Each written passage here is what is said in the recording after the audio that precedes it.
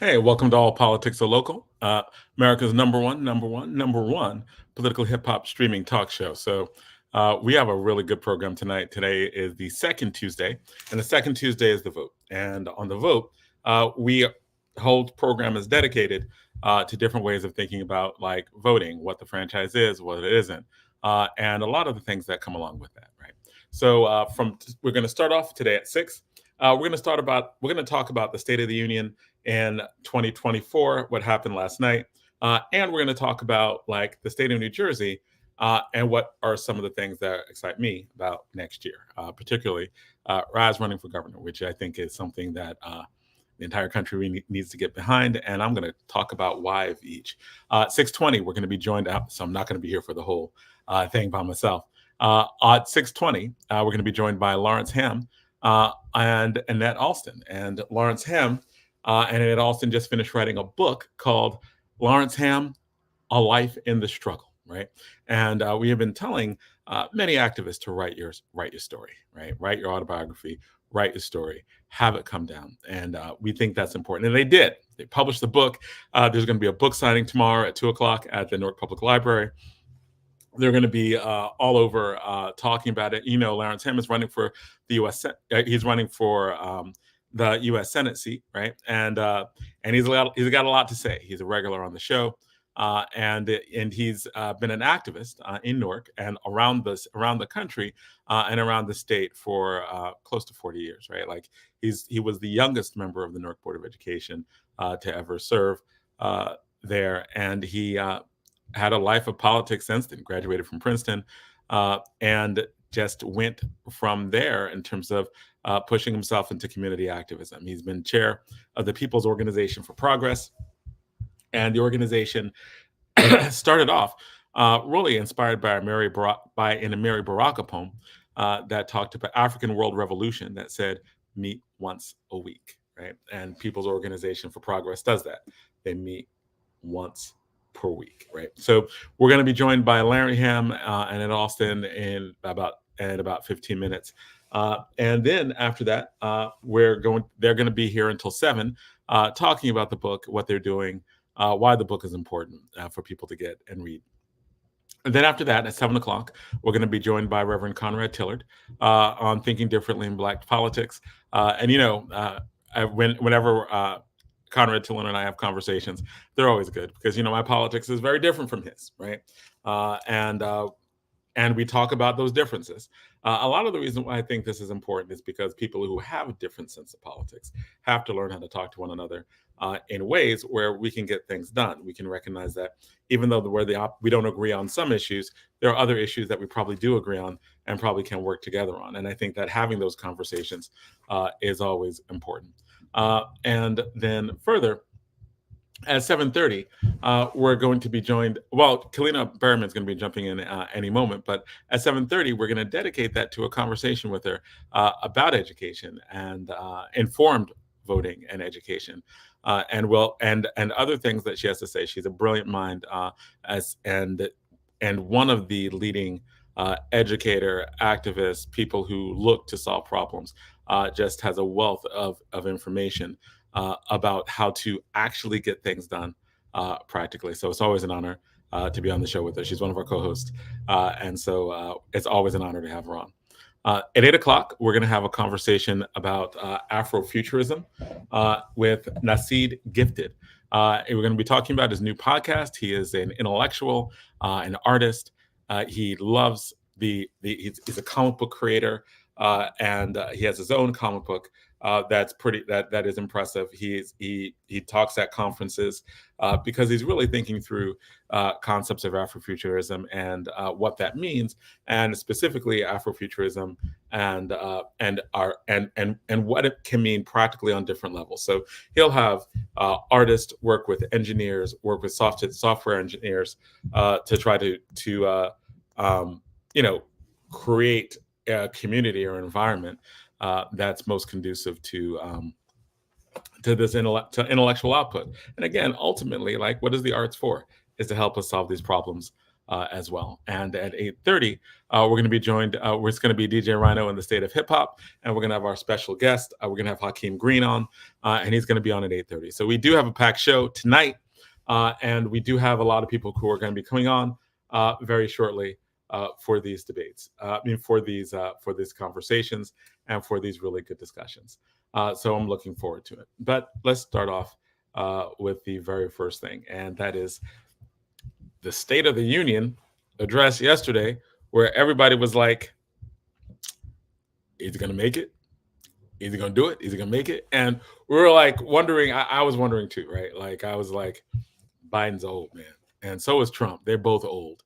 And they're both like saying stuff, and they're both old, right? They're both really old.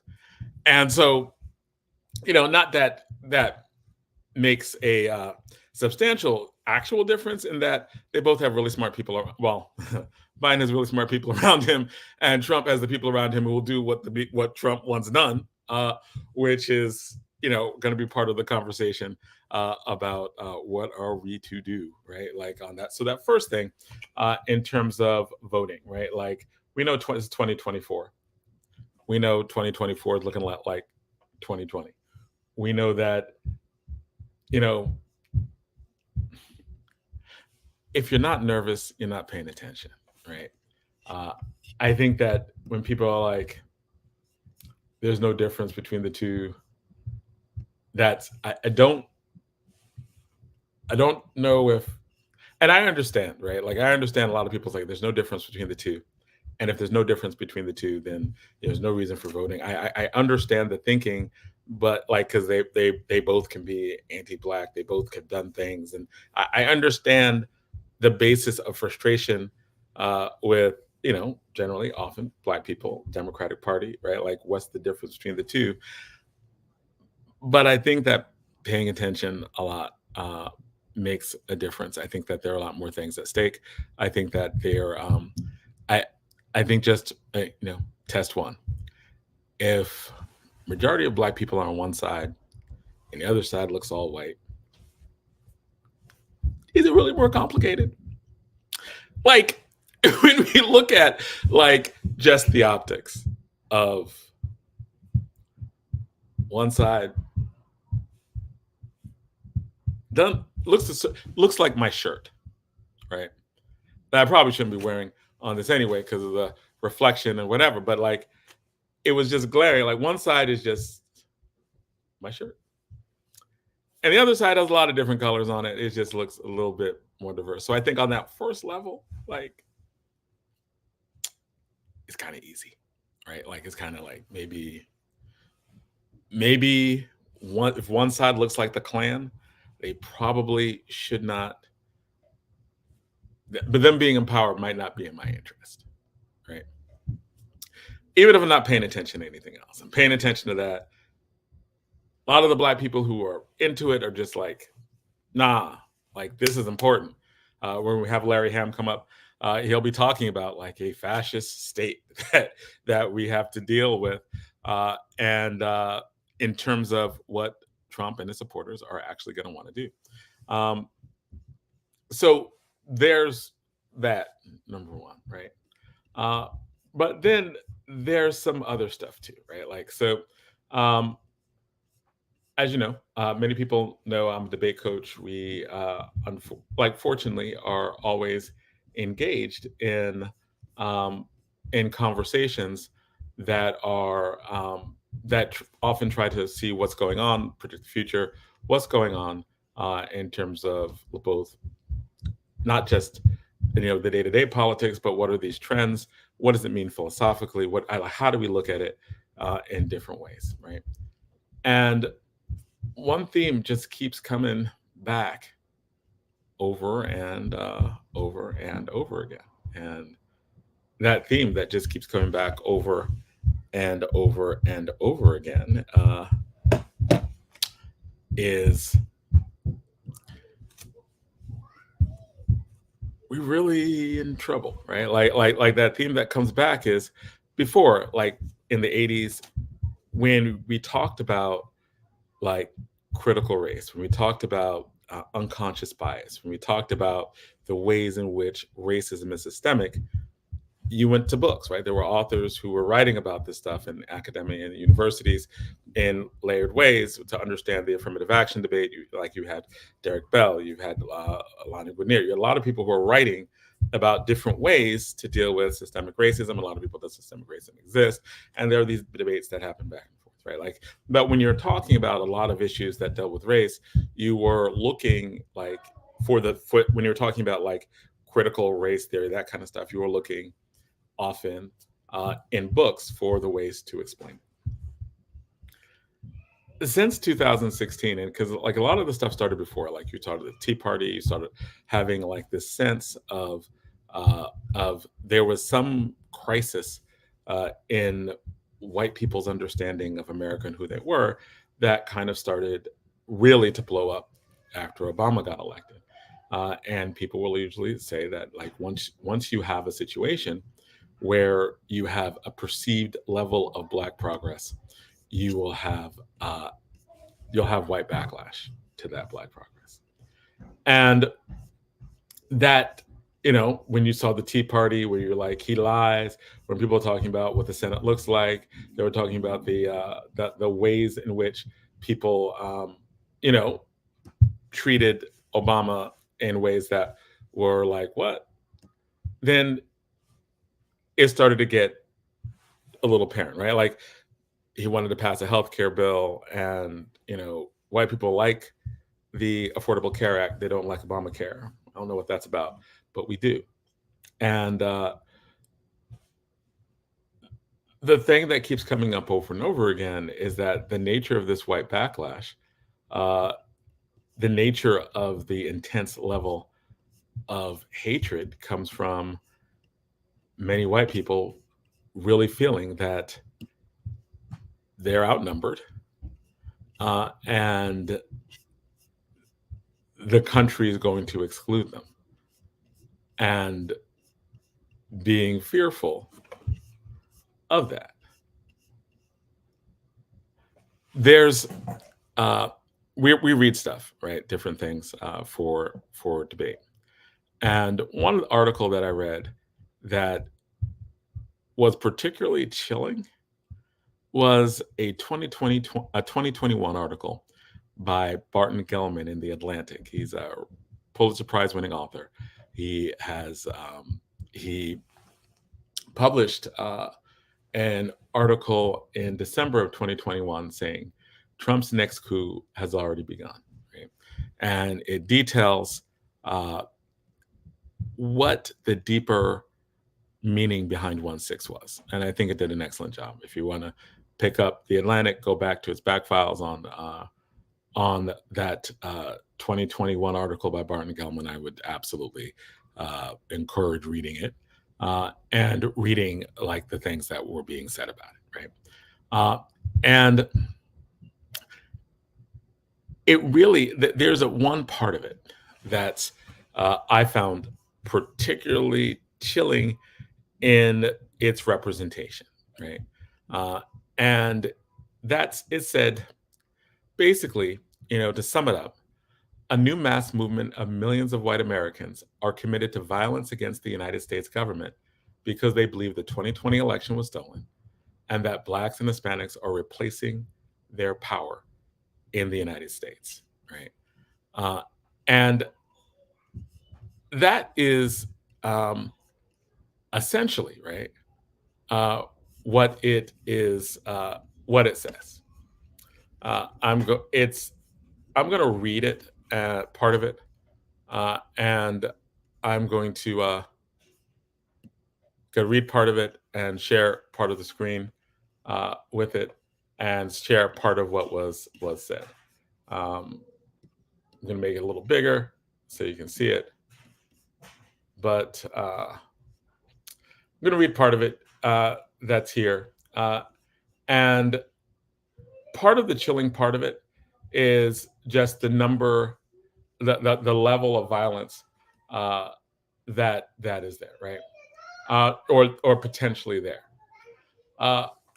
a group, and I'm abbreviating what I'm reading, but it's all there. A group of 7 research professionals gathered court documents, public records, and news reports to compile a group file of the insurgents. Those are the people who attacked on 1/6. Over the previous decade, 1 in 4 violent extremists arrested by the FBI have been unemployed, but only 7% of the January 6th insurgents were jobless. More than half had a white-collar job or owned their own business. The last time America saw middle-class whites involved in violence was the expansion of the second KKK in the 1920s. Right? Insurgents were much more likely to come from a county, and they're talking about where they came from, right? Like, where did these insurgents come from? Insurgents were much more likely to come from a county where the white share of the population was in decline.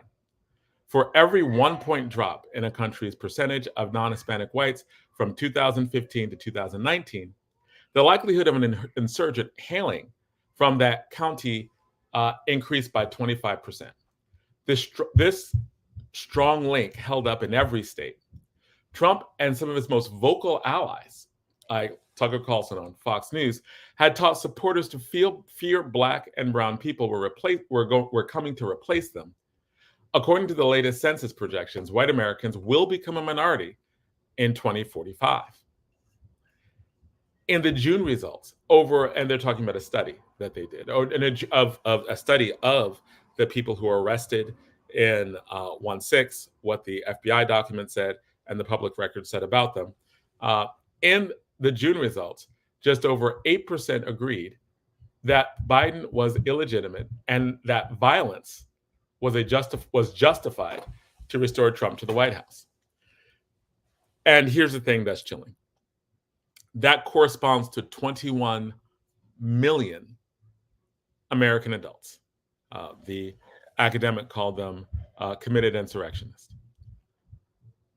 Only one other statement in their poll won overwhelming support. Almost 2/3 of them agreed that African American people or Hispanic people will eventually have more rights than whites. So when they were looking at, right, the people who invaded on 1/6, they looked at the demographics, what would describe it. And a lot of people were like, it's populism and poverty, right? But the people, they weren't poor. Many of them owned their own businesses. Many of them were middle class. There were people who owned their own, there were people who were executives, right? Like there were people who were solidly in the middle class or above, who were the white people who invaded on 1/6, right? And they said committed insurrectionists were dangerous. 1/3 of them owned guns, and 15% served in the military. All had easy access to the organizing power of the internet. This is a new politically violent mass movement. And it ends by saying in 1968, 13% of Catholics in Northern Ireland said that the use of force for Irish nationalism was justified. Decades of bloody violence followed, right? And again, this is not some like strange publication. This is the Atlantic, right? The author of the article, Barton Gellman, is a Emmy Award-winning documentary filmmaker. He won 3 Pulitzer Prizes. The article, reading it, is just well researched. I mean, it's painstakingly so. But the conclusions that it comes up with, right, are just a little scary, right? They're a little scary for me when thinking about like what's at stake. It's also about the environment, right? That has just gotten progressively worse since Trump was elected, and no, it did not. These things have existed in the Republican Party for a long time, since before slavery and all. I mean, they've existed in America, right? Not Republican. Democrats were the slave-owning party, right? Like this white supremacy is as American as apple pie, right? Clearly, right? The violence.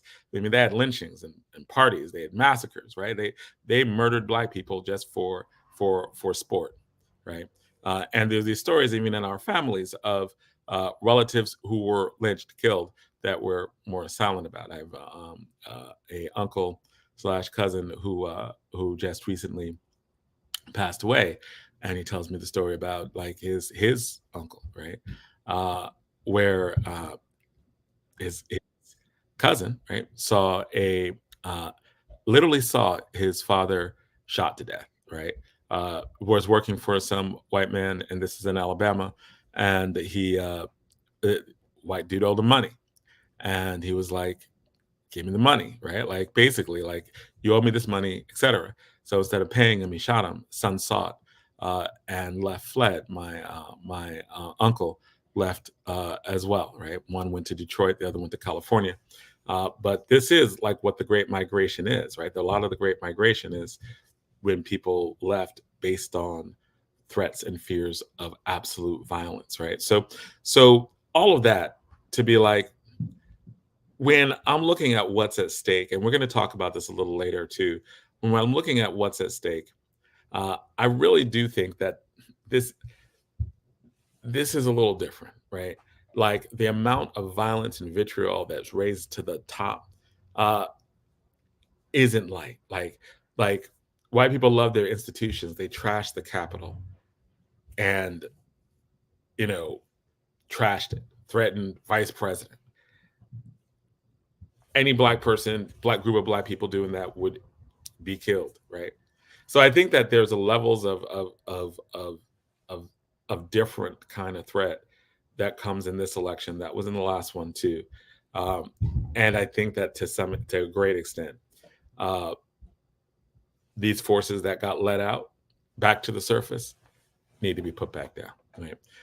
We're going to come back to that. We have our co-host on. Hey, How are you? good. How are you? I'm good. I'm good. Great having you here. Great seeing you here. Right? Like so. Yeah, we're waiting for Larry Hamm to come on, and my sister. They finished. My sister's brilliant. She's a writer. She's and she did. Her and Larry Hamm did that. Wait, Annette is your sister? You didn't know that's my sister? You gotta be. Wait a minute. Annette Alston. Yeah, Annette is my sister. She's Are my you big sister. serious? Absolutely. Wow. Am I the only one that didn't know that? Like viewers, did you all know that Annette Alston and Jonathan? I mean, okay, y'all have the same last name, but who knew you guys were siblings? Yeah, like yep, all my life, all my life. Wow. Even though my sister has told me in the past that I was adopted, and that she said when I was a little kid is that we found you in the garbage can, right? but we loved you anyway. Wow, that is something. Wow. No, So that's my big sister. okay. That's brilliant, Yeah. brilliant, great writer, and the book is really good, and they're going to be on really soon, right? And it is one of those books that we said that had to be written Yeah. because we've been getting on Larry Hamm for years to Absolutely. tell his story. And actually, we think this is true with a lot of people who didn't tell their story. And I'm guilty of it too, right? I'm guilty of not taking the time to write that down or write down other people's story. Like we're all guilty of not making the time to write down the stories that are important, right? That's right. Because of all the things they went through. So that's going to be part of the show. That next, then Conrad Tillard is going to come on at 7, talk about like different kinds of black politics, right? Like we're probably going to disagree on a lot, but we have him on anyway because we really like having another opinion, and we very much respect Reverend Tillard as well. And at 7:30, we're going to have our conversation about education. We know that there's gonna that kids for the first time, 16-year-olds are going to be able to vote in the Newark Public School elections. In 2025. Oh, it's not this year? No, it's not this year. No, we just had a meeting. New Jersey Institute for Social Justice yesterday held a great meeting to catch a bunch of us up on what's happening with that. So no, because there's a lot of logistics that come with adding an additional 7,000 voters to the roll. Wow. The Newark Board of Education pays for that. Learn that. The Newark Board of Education pays for the school board election. So now they have to pay for an additional 7,000. They have to program the machines Like, it takes a lot of work to add 7,000 voters. And so, no, they will not be allowed to vote. However, which is the point I made in the meeting, there are a whole bunch of 18-year-olds who also are in our schools, and we could, mobilize to get them out. And I expressed a little bit of frustration that now we're having this conversation about, okay, 16-year-olds can vote. Now let's civic engagement and let's train them this and all of that stuff is real and we need to do it. But I'm sitting there like, but what about the years that 17 and 18-year-olds could vote too? They've all voting youth have always been in schools, either old enough to register or old enough to vote. So why does the addition of 16-year-olds now spark this mass urgency to civically educate young people? And so I'm glad we're having it. You can feel both ways. I'm glad we're having the conversation, but I wanted to make sure that conversation is not about mobilizing 16-year-olds to vote, but about mobilizing 16 to 18-year-olds or however old that are still in high school to vote and to become informed voters. So, yeah.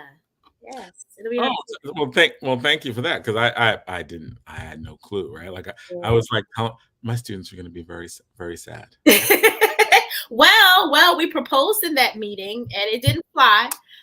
But Jennifer Maid of Abbott Leadership Institute, she proposed, well, why don't we hold a mock election this year?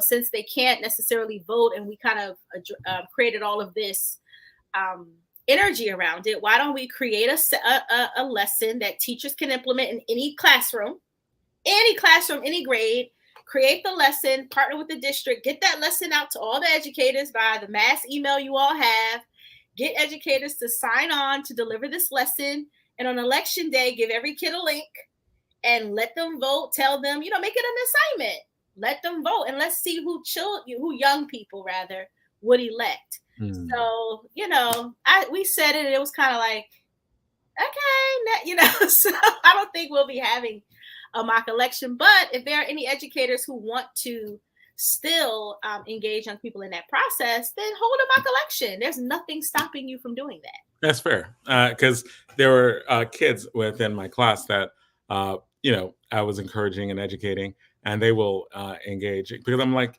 find out, like I teach debate course, but integral to a debate course is you've got to teach civics, right? You've got to teach. If you're teaching them, they need to change the status quo in terms of policy. You got to teach them, well, like, who do you go to, right? Like, so that situation where North Star wanted to protest who was in their building and how they were being treated, and then went to City Hall, right? Like, right, yeah, you got to go to the North Star board, baby. You got to go, got to go find out when that board meeting is and show up. Right, because they thought, go to your elected official, right?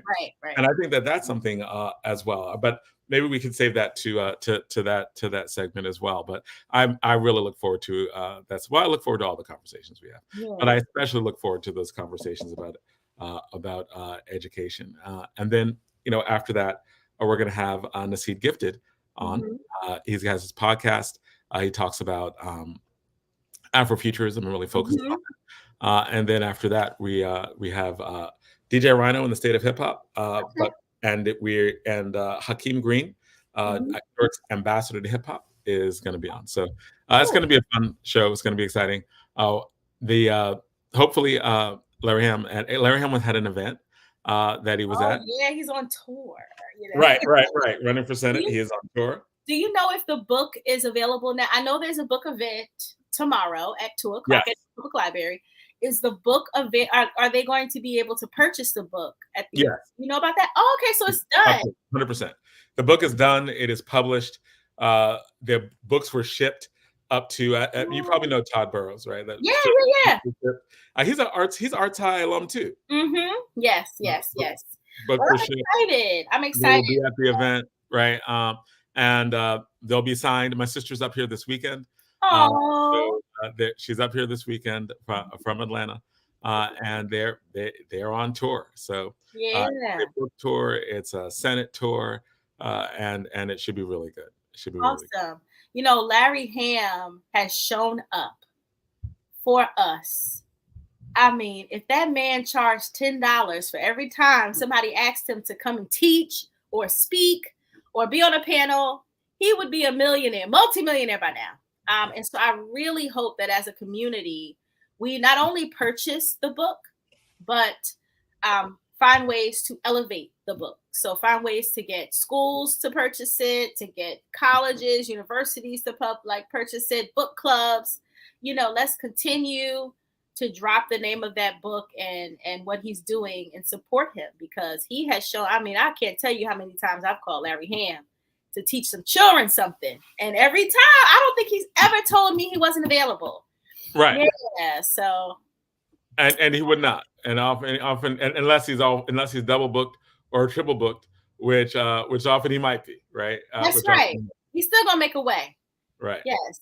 And Annette too, Miss Alston, she shows up. The two people that show up for us. So as a community, hopefully we mobilize ourselves to buy the book and make sure that it sells big and does well, and more importantly, that his story is out there and that people are able to be inspired by it.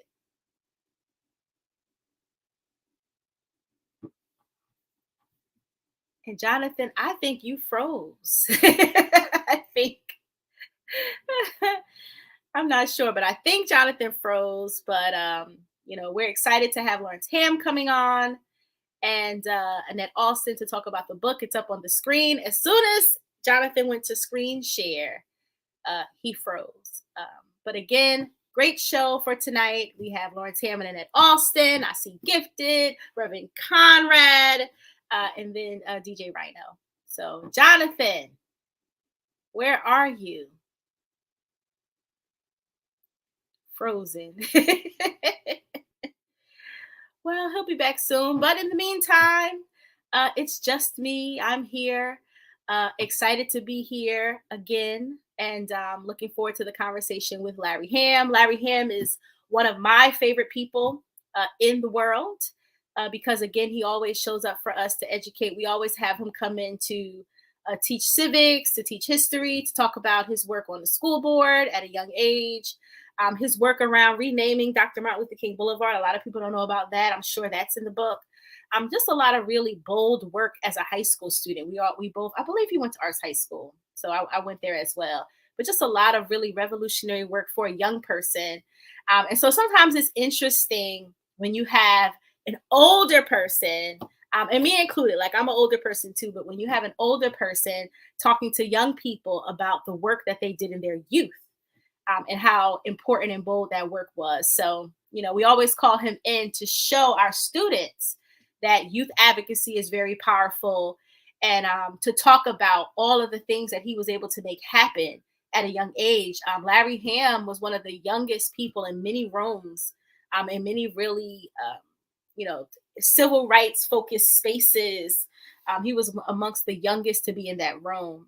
There are a couple of major events that he was in his late teens, early 20s.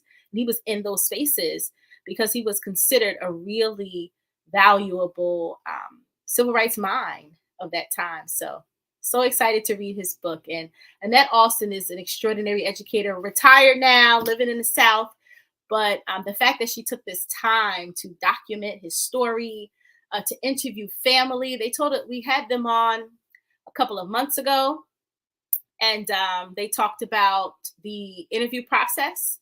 And they'll talk about that, I'm sure, when they come on, but the interview process of family and things like that to capture Larry's story. So we're really excited to have them. And, everybody, while we have some time, there is a school board election coming up. The school board election is in April. Don't know the exact date. I think it's April 24th, but I'll check that. Let me see. And I don't want to be wrong, but there is a school board election coming up, and we need to make sure that we turn out the vote. Voter turnout for school board elections is so low every year. I'm not really sure why, because the school board is so important.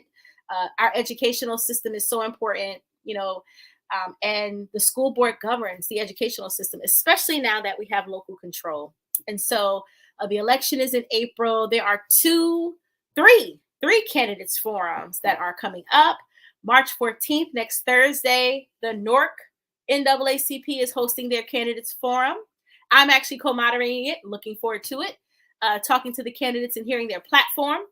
So that's March 14th. And then March 28th, young people in the Youth Media Symposium and the GEM Project are hosting a forum geared towards youth. So even though youth can't vote this year, they can be engaged and they can encourage their parents to vote. So that's on March 28th. And then April 9th, I believe that's the date, Project Ready is hosting their forum. There are some partners involved in that. That's the forum that the New York Trust for Education was a lead on for many years. They brought Project Ready on as a partner a couple of years ago, I believe, but for almost a decade, New York Trust for Education led that forum. New York Trust for Education has since been dismantled a bit, or, some going on with the New York Trust for Education. We won't get into that tonight, but forum that they normally host, that Project Ready has been a great partner with them on. Thankfully, Project Ready is going to continue that forum, and that forum is going to be held on April 9th. So we're looking forward to that. So there are 3 Newark Board of Education School Board forums: March 14th, Newark NAACP; March 28th, the Abbott Leadership Institute Youth Media Symposium and the GEM Project are hosting a youth forum. And then April 9th, Project Ready and others, but I know Project Ready is the lead, is hosting their forum. And so we got to get out, got to hear from the candidates so that we can make informed votes. And welcome back, Jonathan. Hey, I am back. I figured that something was going on with the internet, and sometimes, like, right in the middle, I'd be like, it's like, well, let me use my hotspot. So I'm back for now. So I'm on my hotspot with that. So all these little technical difficulties, but I'm glad that you are talking about, like, the school board elections and the people and the forums, right? Because the impetus for the kids voting is that no one else did, right? Like, these, what, 4%? Yeah, it's pretty low. There are some, I think when Shavar Jeffries ran, that was probably the highest voting turnout we've had in a while. That particular election was pretty. For the mayor.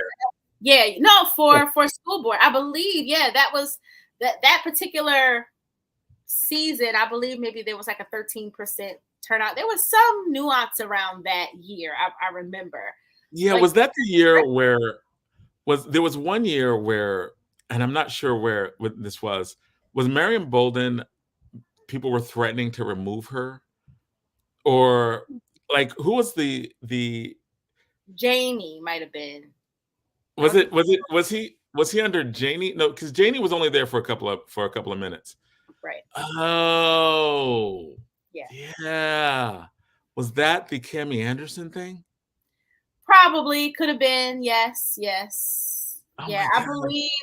I know. Yeah, I believe it was around that time. But I think when Jeffries was elected, I believe Janie was the superintendent. I'm not sure. You're probably right.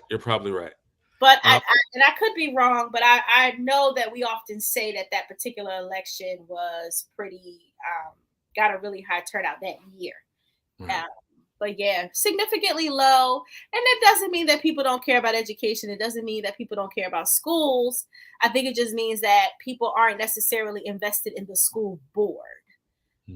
And so they don't, people see the quality of their education based upon principals, typically the actual school building. So my child goes to a school, I kind of look at the school, potentially the superintendent, as the people who run it, make it quality or whatever. And so I think just school board is something that a lot of folks just aren't tuned into in their daily lives. And I can't say that I vote in the school board election. I live in Jersey City. I do vote in the school board election, but I can't say that I'm really involved. I'm far more involved in the Newark Board of Education than I am. So I can understand how people can definitely care about education, even come to school board meetings and not necessarily think about the vote.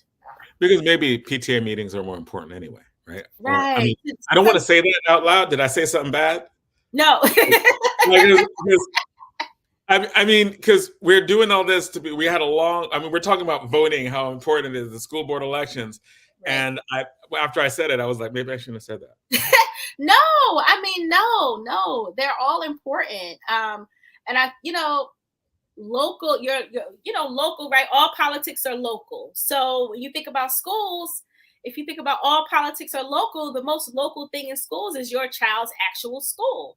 And so a lot of parents, if you have to pick and choose how to engage outside of work and family and taking care of the elders and taking care of your children, there are not that many hours in a day. People are overwhelmed with life. A lot of people have multiple jobs and things like that. And so if there's a choice between how to spend their time, I think they definitely lean towards, if I'm going to get active, it's going to be in my child's school. And I you know what? I always wondered why the district, like the school district, doesn't send home a mailer about the school board election. Fair. I feel like that would, like, just, hey, parents, school board, the district sends home, not, unbiased, just, hey, there's an election, you should vote. I don't get that. We'll talk about that another time. Hi, Miss Alston. Hello, how are you? Good. How are you? I am well, Miss Kaleena. It's good seeing you. Good to see you. I look forward to seeing you tomorrow. I have an event, but I will be there. Oh, yes. Larry Hamm and Annette Alston. I'm like, I got to go. Because the Sunday right. we're planning for tomorrow. Looking forward to seeing you. Absolutely. Yeah. It's been a long time. That's right. That's right. Welcome back up to Jersey. Yes. And she just realized that, like, you're my sister. Had no idea. Wow. He said, Larry had my sister. I said, yeah, I thought he meant like my sister. Yeah, we grew up together. I I remember him when he was a little baby. That's beautiful. That's beautiful. I know your parents are proud of the children that they have. So that's really good to know. But yeah, you learn something new every day. Mm-hmm. She was a great big sister. I've got really good stories, right? Like that's cool. I think that, book. Right. Absolutely. Now let's talk about this book, right? Lawrence Hamm, A Life in the Struggle. And the process was an Alex Haley process, like the autobiography of Malcolm X process. Mm. I'm asking. So that was like, was that the thinking behind the co-book together? To be honest, that went through my mind when I started the process, and when I was talking to Todd and we were talking about it, that played into it, definitely. And it was a series of just sitting with him, recording what he had to say, and just that was the easiest part, really. And the hard part came afterwards, in terms of just putting everything together, putting it in order, making sense of it, and then catching up with him to get him to, okay, everything that was written is his autobiography. The research was fun. There was a lot of research that went into it as well. And so it was an interesting process. It was a long process. And I was just telling someone else, I just feel like I birthed a baby, know? What made you decide to, because you recently retired, I believe, teaching all those years. What made you decide to take on such a big endeavor of writing somebody's life story? That is, I would have thought of the idea, that I would have thought of out of it. That's too much work. Okay, it's actually worse than that. Truth be told, in 2017, I was still working full time, and so was Larry. Oh, so yeah. So this was not easy at all, and so I really had to, set aside time just for that book. And I thought starting it in the summertime would make it easier, because I thought, in my craziness, that, hey, if I start in June, maybe by August I'll be finished. What? This was in 2017? That was in 2017. Wow. Yeah. So I went through it with this. It was a long process, and Larry's been through it. Just trying to can you imagine trying to keep up with Larry? I had to run a marathon to keep up. Look at him right now in a car, dressed in all black, like the Omen. What you doing, Sam? Driving to the next thing. And he's on to the next thing. He was just here with me at the Unitarian Universalist Church in Montclair, and he just left, and left a little earlier to make sure he could get on your show, and then he's also heading somewhere else this week. So he, like I said, I can't keep up with him. Right. Well, hopefully, Mr. Hamm, you will be at North Public Library tomorrow at 2:00. Still in, ready to go. We can't wait until tomorrow at 2. Okay? Yes, I'll be there. I was in a meeting earlier today, and we have an event in the morning, and they were like, "Well, can we debrief after?" I said, because I'm going to the library to see Larry, see that book, and they were like, "Oh, send me the flyer." So we're really, really excited for this book release. I'm glad to hear that. Well, all praise is due to Annette Alston, because without Annette, this would not have been possible. Not at all. She was the midwife. How does it feel to be done? How does it feel to have a book written about your life story? Have you seen a physical copy yet first? And then how does it feel to have this done? Well, it feels good to have it done. I mean, it almost goes without saying that anyone would be honored to have a book written about them, especially if it's a favorable story. Right. Like I'm involved. That some people would rather not be written about. Right. But this was a great honor, and like I said, it wouldn't have been possible without Annette. For years, people have been telling me to write a book. I even tried to write. I even started it one time, but it's the contradiction between what a professor once said to me, between trying to be a man of action and a man of letters. There's a contradiction, because you gotta be still to be a man of letters. You gotta sit down and be still and think and write and do what is required, and that's very difficult for me. But Annette had the patience to put up with a cantankerous old guy like me, and she made it happen. Made it happen. I had to sick my brother on him a couple of times. Now, hey man, what is that? I heard the book's supposed to be coming out, man. Where is it? Now, Annette, I mean, so we know Larry Hamm.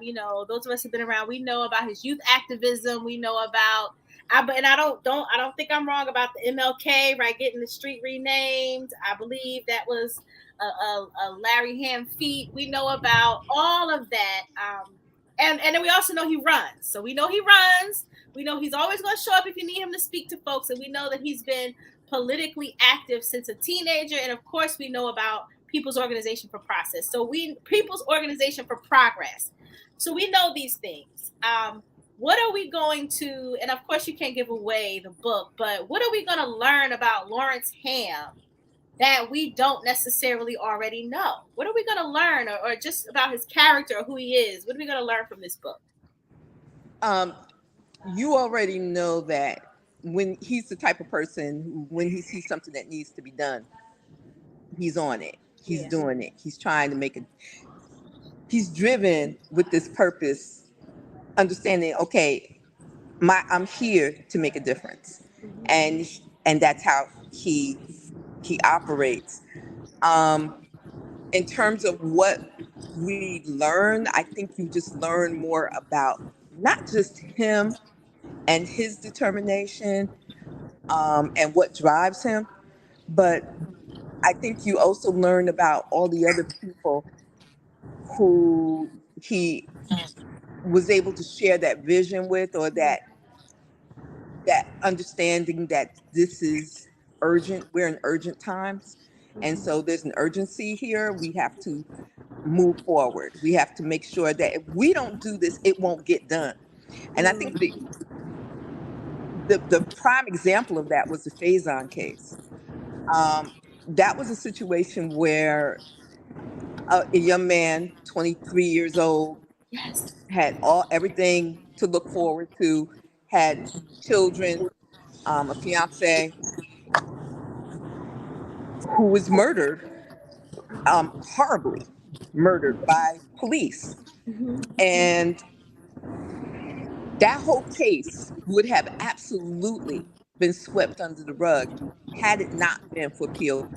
And Wow. just if you're not sure, if you think that might not that this might be hyperbole, I assure you, if you look at the fact that this case was never tried as a murder trial because the state refused to try it as a murder trial, and it took the federal government stepping in to this at the persistence of POP and other organizations that got into the fight. Because see, POP wasn't the only organization at that time that was involved in the Right. Faison case, but POP pulled all these organizations together, and it continued that fight. Wow. And so, if it had not been for that, I don't think those officers would have ever seen jail time. Number one, because one of the things, as you get into the book, you find out that even after the case, even after the police officers were charged and with civil with the federal crime, okay, the civil parts, the judge tried to turn it over. He tried to I don't know if the word is dismiss it, but Larry, you can help me with that. But he tried to turn the case over Oh, He over. and vacated the vacate. jury verdict. He Right, he vacated the tried to jury's vacate the verdict. jury verdict, which is something we didn't even know that he could do. He had the Wow. power to do, but he tried to vacate that And jury's decision, and just and and just to, and just to and be clear, what that means is that the jury made a decision for conviction, and the judge was like, "Or nah, I'm going to overrule your decision and vacate it." He did right, that. yes, and if it had not been for POP filling up that courtroom, I do believe that would have just happened. Those Wow. police officers would not have seen a day in jail, and it was only 5 of them. It really should have been more than that. You know, it should have been more police officers that faced some consequences, but did not. Wow, this But could be that's an like the example of POP really making a difference, Mm. and other organizations that stood with POP making a Wow. difference. and it's interesting because it's almost like I was going to ask what happened, etc. But I think that's probably what you'll be talking about and getting people to read, etc. But that's it sounds like something that could easily be a movie, a Probably could. documentary, and a document, both a documentary and a movie. Was Faison a blueprint for the way that we talked about police brutality in New Jersey, whether it be Newark or Patterson? Was that kind of like, did what happened in that case become a blueprint for stuff in the future? Because what year was Faison? I don't think I wouldn't venture to say a blueprint. I mean, is it an inspiring story? It is, because each police brutality case, they have similarities, but they also have differences, and I'm not sure that you can like make a cookie cutter for justice, for getting justice in these situations. um there was an unusual set of circumstances that arose with the phase. And first of all, the determination of the family, like that's one of the lessons. If I was to put down a list of lessons in this book that I learned, the strength of the family of the victim is a centerpiece for whether or not there can even be a struggle, much less what the outcome will be. You know, some of the families of victims are so Overwrought. disadvantaged, Yeah. from the beginning, that they can't even make it to the starting line for justice. They can't afford an attorney, you know, and I could go on and on about, you know, the disadvantages, but I don't think there's I think each case is different, but the Faison family was very strong. The Faison Williams family, they were very strong and very united. You know, that's the other thing you see in some of these cases, that, you know, you don't have, you know, sometimes the families are divided, you know, because there are certain legal, it's like, who is in charge of the victim's estate? Who is in charge of the victim's estate? Like, you can have, you know, say, the father.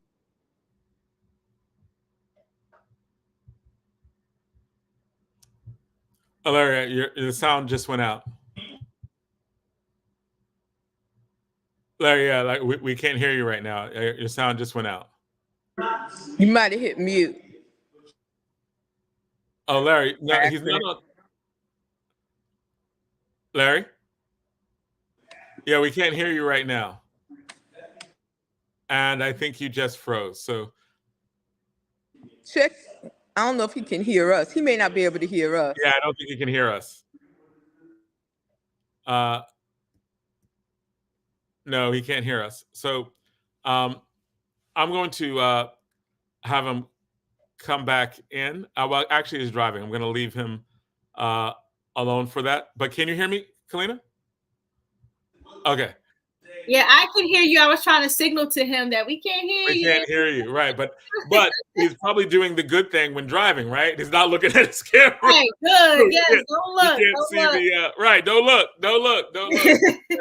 We're gonna go on. We're gonna continue talking, and when you hear that, you know, when you look down, when you're at a light, driving safely, and look down, we can see if that we're not there. So. And I think he's actually frozen now. So Miss Alston, when you were when you were putting this together, right? Like, are there other incidents that you want to highlight that you think should be highlighted for this? The Faison thing was just a thing, right? Like I remember parts of that. I remember. Hearing him talk about that before, hearing you talk about that before, and what was going on, and how People's Organization for Progress really went in because it was so egregious, right? Like, Faison was straight murdered by the police, right? Like, if I remember correctly, he was murdered and tortured by the police, and that they were just kind of sweeping under the rug. And there's some elements of justice that were eventually done in the case, but the extent to which, the egregious level to which they just did not care about this man's life and thought they could do it with impunity. It's a story we hear a lot, and that the activism around that is a story in and of itself. Are there other things that I think Larry just looked at his camera. Larry, oh, great, Larry. Yeah, we can't hear you. We can't hear you at all. We couldn't hear you for the last 5 minutes. But drive carefully. Like, we don't want you to do too much multitasking. Okay. All right. All right. So, okay. Mm-hmm. So what is another story that should be emphasized? So, or that you're going to emphasize in this? One of the things too that came out in this, of course, it starts with his childhood, and I think that understanding his childhood and understanding him through that is important. You get a preview of his drive and how he thinks, you know. You also recognize too that, you know, he didn't really come out of a political background at all. His parents were not political, really. He was in the moment, and he was thrust into this situation of struggle, really, through a circumstance of possibly not being able to graduate because of the Newark teacher strike. And that kind of thrust him into a situation where he was like, well, I've got to do something. And not only that, but I'm president of my student class. They called it mayor at Arts High School at the time, but he was a student class leader, so he had to do something, and he stepped out and did what he needed to do at great risk to not graduating at all, because when you read it, you'll find that his principal basically threatened him, got wind of what was going to happen in the walkout that the students had organized. The principal had gotten wind of it and pulled Larry aside and said, if you do this, you're getting expelled. You're not going to go. And by this time he had been accepted to Princeton, Harvard, Oh, wow. Yale. So he's threatening his future. Yeah. So it was at great risk that he did this. And it's funny, when you read the book, you'll see he was actually the next day when he stepped out.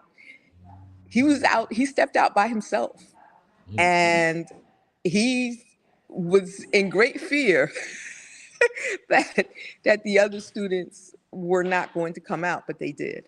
And it was just it's a good story. It's such a good story, and you'll thoroughly enjoy it. But that it's like every hero has an origin story, right? It's like every hero has an origin story, right? Yeah, that was his origin story. That absolutely was. Hearing the origin story, and then it's on, from there. But I have to go. They're kicking us out of this church right now that I'm sitting in. So okay, well, we just want to know, if someone's going to buy the book, where would they buy the book? Come and also tomorrow come tomorrow to the Newark Public Library, 2 p.m. from 2 p.m. to 5 p.m. And we're looking forward to seeing you. I will be there. Larry will be there. We will be signing books. We have enough books for everyone. I'll be there. And we get be there. yes. We'll all I got you, bro. Look forward to it. Very proud of the both of you for doing this. It's wonderful. Thank you for this gift, Annette Alston, to our community. Thank you. Thank you for doing this. Thank you. That's my sister. You gotta write your book. That's my sister. That's my sister. Love you guys. Take care. All right, love you too. Be safe. Okay. Yeah, bye-bye. be careful. Be safe. Will All right, do. Be safe. All right, so that is that's awesome. I'm going to be there tomorrow for the. I'm definitely going to be there tomorrow. Yeah. At the book signing, and that should be fun. I love these events at Newark Public Schools. They are actually just really important. We had Conrad Tillard in the back. We were getting ready to put him right on, and I think we lost him. I'm going to see if we can get him back on. Let me do that. But yeah, that was a great conversation. We love having Larry Hamm on because there's always so much history. Yeah, and he knows it. Like, his brain is like, he knows everything in there. He just knows everything. He knows everything about everything. So when you listen to him, you might as well just take out a notebook and a pen and get to making some notes. So, thank God for his brain. Yeah, it's one of those things where the local history becomes imperative, right? Yeah. And the local history that gets lost, right? About how things work, who people were, all that stuff sometimes gets lost, and we're just happy that that is not going to be lost because of because there's this book that's here with so much there. So we have Conrad Tillard on. Conrad, Reverend Tillard, how are you? Hey, Jonathan, how are you, my friend? I am good. I'm a little frightened about the stuff that's happening, especially what's going to happen in 2020, 2024. I'm always nervous about that. We'd had the State of the Union yesterday. We talked about that some of the top of the show. I know Hakim Green. We're going to talk about that at the bottom of the show. If you want to talk about something else, we can. But what'd you think? Well, no. First of all, I hope Donna and Ed are well. Hello? Man, they've been sabotaging all night. People getting knocked out, couldn't hear. They're going after different people. Oh no. So Reverend Tillard, are you there? Yes. Can you hear me? Now we can hear you. I said I always wish the president of the United States well because, all of us are affected by the president's policies. The price that we pay for gas and food and medical insurance. All right, now you've gone out again. I don't think it's I can't hear you. Yeah, that the internet is taking turns knocking our guest off. We're like, why? What's it going? It's a conspiracy. No, it's not a conspiracy. It's just technology. But it is funny when the consistency. So are you back? All right, we can't hear you. So your audio's out. It's like equal opportunity in this. Larry Hamm was just on, and his audio went out. Reverend Tillard, you're on. Your audio's going out, right? You're different ends of the political spectrum, potentially, and they attacking you both. Stuff is going on today with StreamYard, maybe. I know. Well, actually, I just think it's the different cameras, different places, right? Like, because it's hooked up to, it goes automatically onto Facebook Live and YouTube. I think it's our individual things that are just good. I think the only one who's had a time. Well, I'm not going to speak right now. Early. I was going to say you're the only one who hasn't gotten Well, I'm on the house Wi-Fi, and honestly, this computer never really leaves this little thing. So yeah, I'm on my house Wi-Fi, and this is the Wi-Fi I paid for during COVID, which was flawless for a while. Right? This is my COVID internet, right? Right. It's supposed to be strong. Yeah. Right. This I got 32 kids. Kids on this doing the thing, and that's where my internet's supposed to be. But hopefully he'll come back and we can finish up that conversation. And he is back. Let's see, is he on? Yes, we can hear you. Oh, wonderful. Okay, we hear you well. I started simply by saying I hope Ed and our sister Donna are well, and it's certainly a privilege to be on with our sister. I've not met you, but it's certainly good to be here. And then I went on to say that I always wish the president of the United States well because, our the food prices, the gas prices, the price of goods and services greatly impact the American people, and they impact me and my family as well. So I'm always happy when the president does well. Now, I do believe that the Republicans have made a great mistake in as much as that they've set such a low bar for President Biden in terms of his competence and faculty that if he can just string together sentences, it's a great victory. I know the Democrats were very, very happy last night with his performance. And so he was frosty. I was like, yes, he was frosty. Like he was giving it back. They tried to heckle him. He was like, butter or nah. It was great. Yeah. No, I've always said that they make a great mistake by talking about his cognitive decline, which it obviously, he is obviously in cognitive decline. But, Biden's an old pro. He's an old politician. I mean, you can essentially wind him up. And when he hits the stump, he knows what to say and knows what to do. But apparently in meetings, et cetera, he still has his levels of sophistication and for two things. One, he has a lot of people around him who think like him. So he's around a lot of really strong people. And there's no doubt that in terms of being able to be president, doing the things that he's done over the last 40 years, he's steeped in politics. He's steeped in relationships, right? Yeah. So this doesn't come from nowhere, right? No, it doesn't come from anywhere because it's in him, but there is clearly a cognitive decline in terms of the day-to-day and the long-term. And I think it's in that sense that, Biden's always been a centrist leaning toward the right.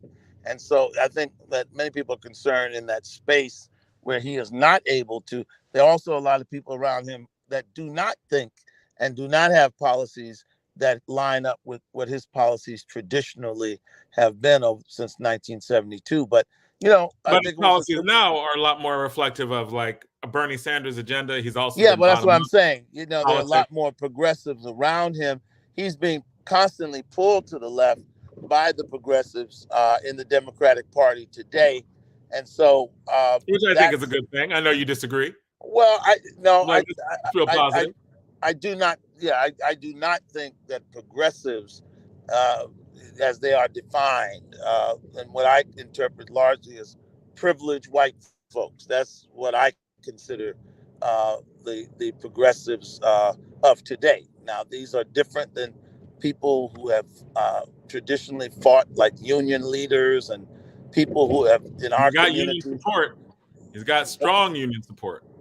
Yeah, but my point is, I respect the left bona fides of people in the struggle. Today's left, Jen Psaki and all these people, are just out of touch, wealthy, elite whites that black people have mistakenly anointed as their spokespersons. But I tell you what, it's a two-man race, and I tell you what, Trump looks exceedingly strong, and I think so you don't think Trump is also in like some cognitive decline, right? I don't. I mean, listen, I got to call balls and strikes as I see him. He seems to be a lot better, in better shape than Biden. Are you because you have selective hearing? No, I he's been saying crazy stuff for a long time, man. Well, see, you would consider what he would say at any point in his political identification. Career. You just like Al Sharpton. Hungry to be like, hey, right? People who have literally been doing like he's had a consistent theme of like. So when he's not, doesn't seem like he's in cognitive decline. He just seems scary, right? Like, well, he's a brash New Yorker, and But again, when you listen to Jesse Jackson praise him in terms of his work with the Wall Street Project as a visionary, as a leader. We look at Brother Sharpton and all the black folks that didn't have a problem with him. And my theory is black people have been conditioned, trained to have a Pavlov's response to anybody that puts a red jersey on.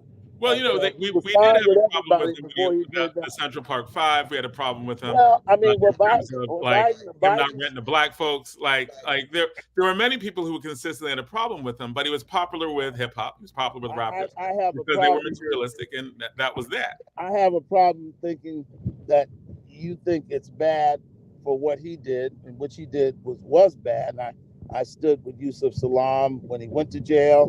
I was there with him when he came home. He's my friend, my mentee, my brother. And so I don't agree with Trump in that regard. He was wrong as two left shoes.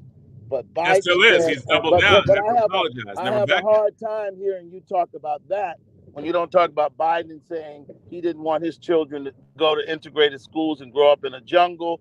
When he talked about he didn't care what community or what the family structure of a person was like, they needed to go to jail. And tens of thousands of black men went to jail from his policies. Trump. Well, I've criticized that. I don't ever hear Democrats. I don't ever hear people talk about that. I've criticized that from the 90s. I criticized Harris for the things she's done.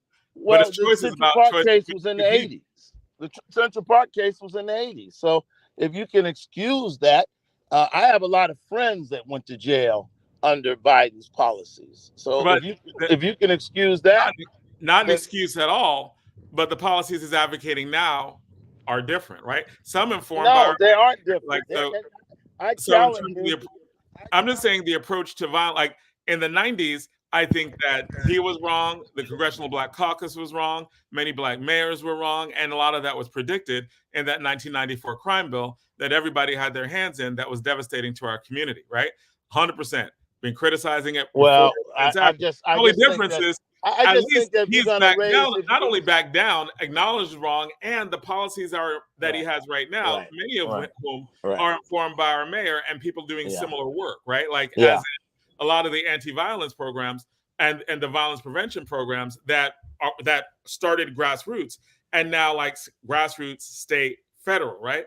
And well, listen, every president, including Trump, has a strong urban agenda. And my position is Biden didn't just raise the issue of the crime in the 90s.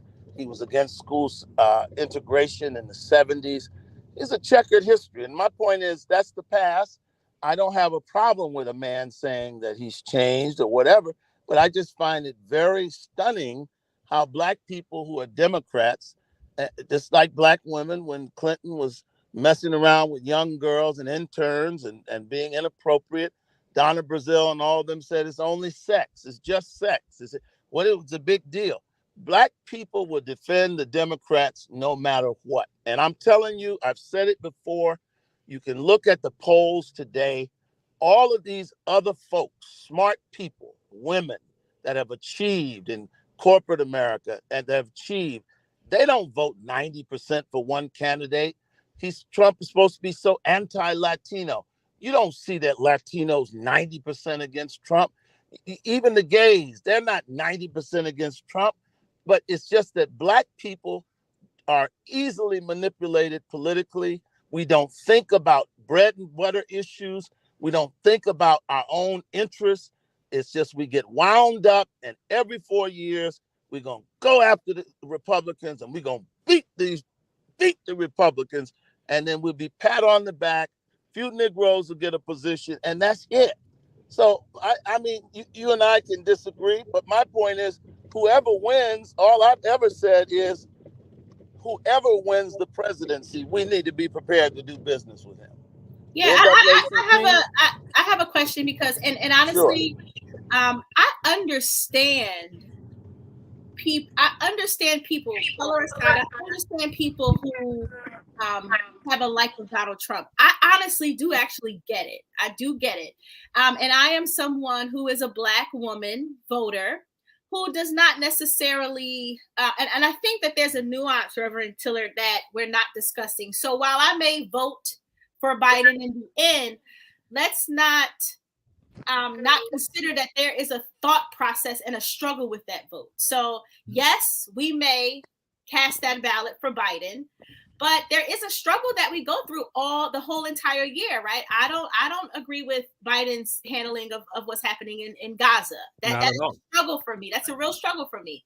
I do think that Biden has some form of decline. He's an older man.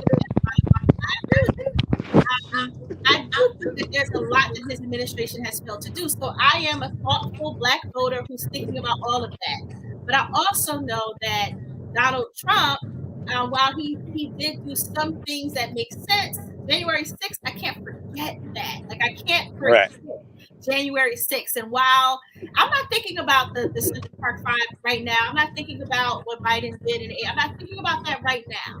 But I saw what happened January 6th. And I know that the leader of our country was partially behind that.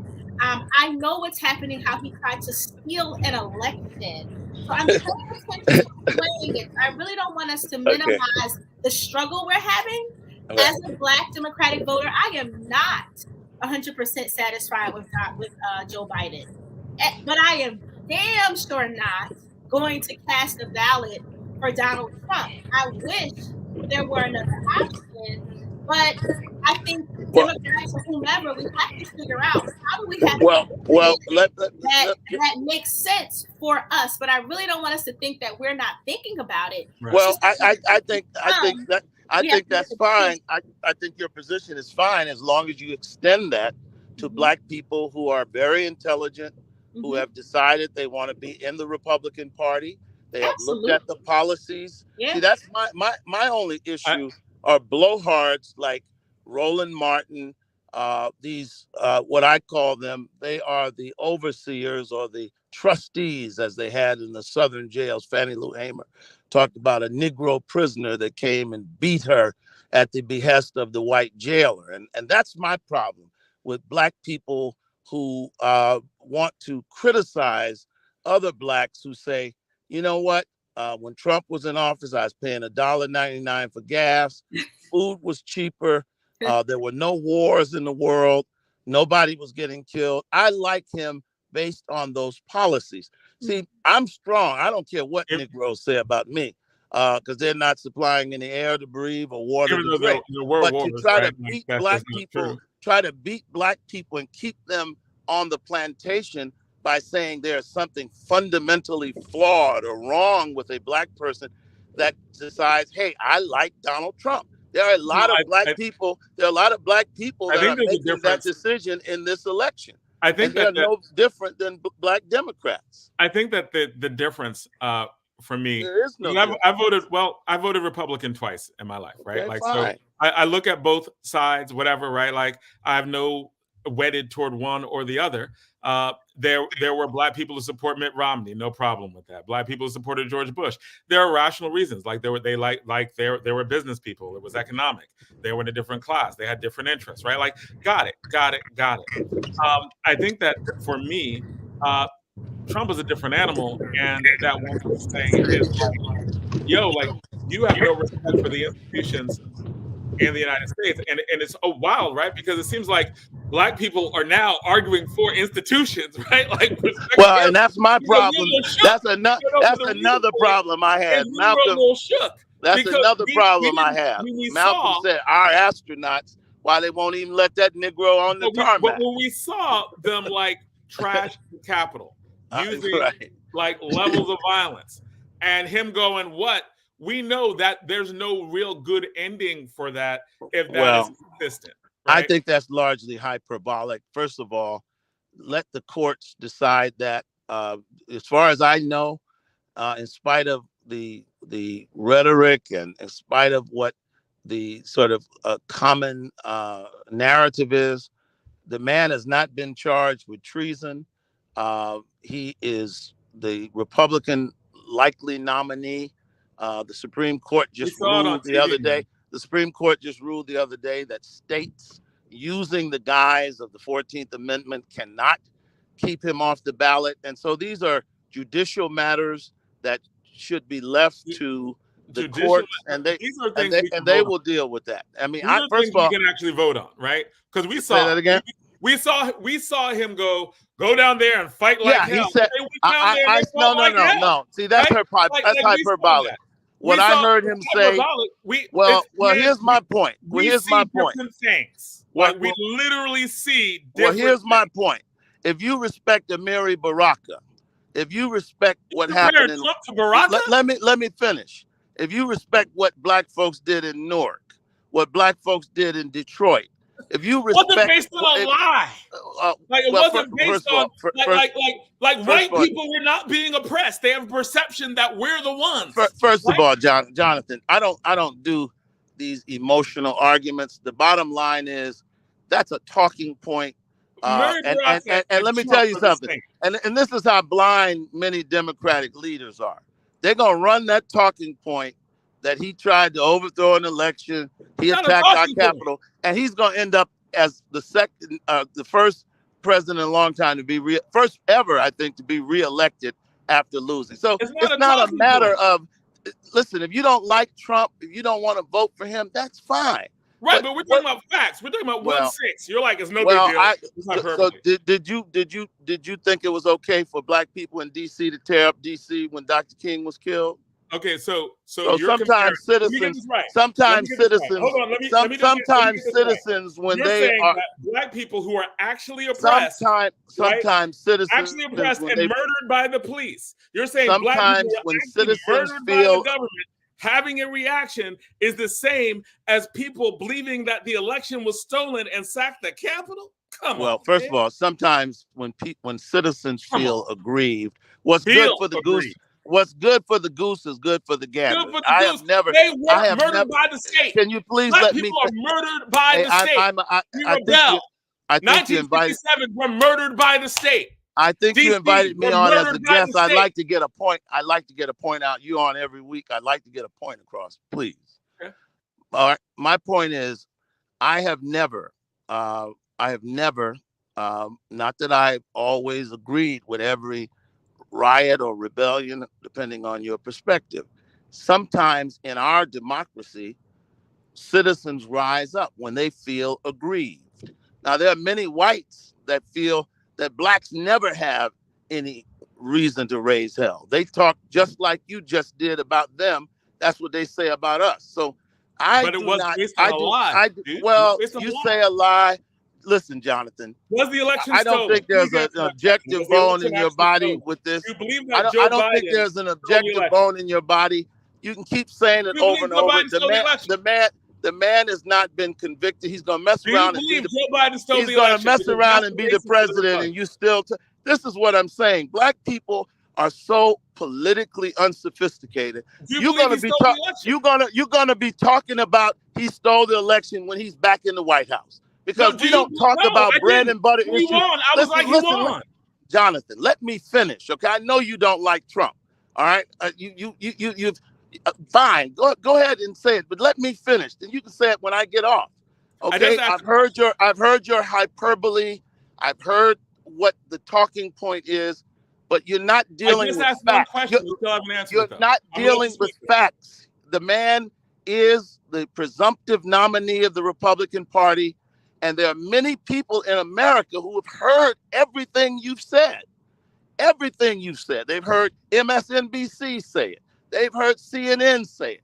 And what gives me some degree of satisfaction, if he were to be reelected, is the smug elites at MSNBC and CNN and people who've never been outside the New York metropolitan area.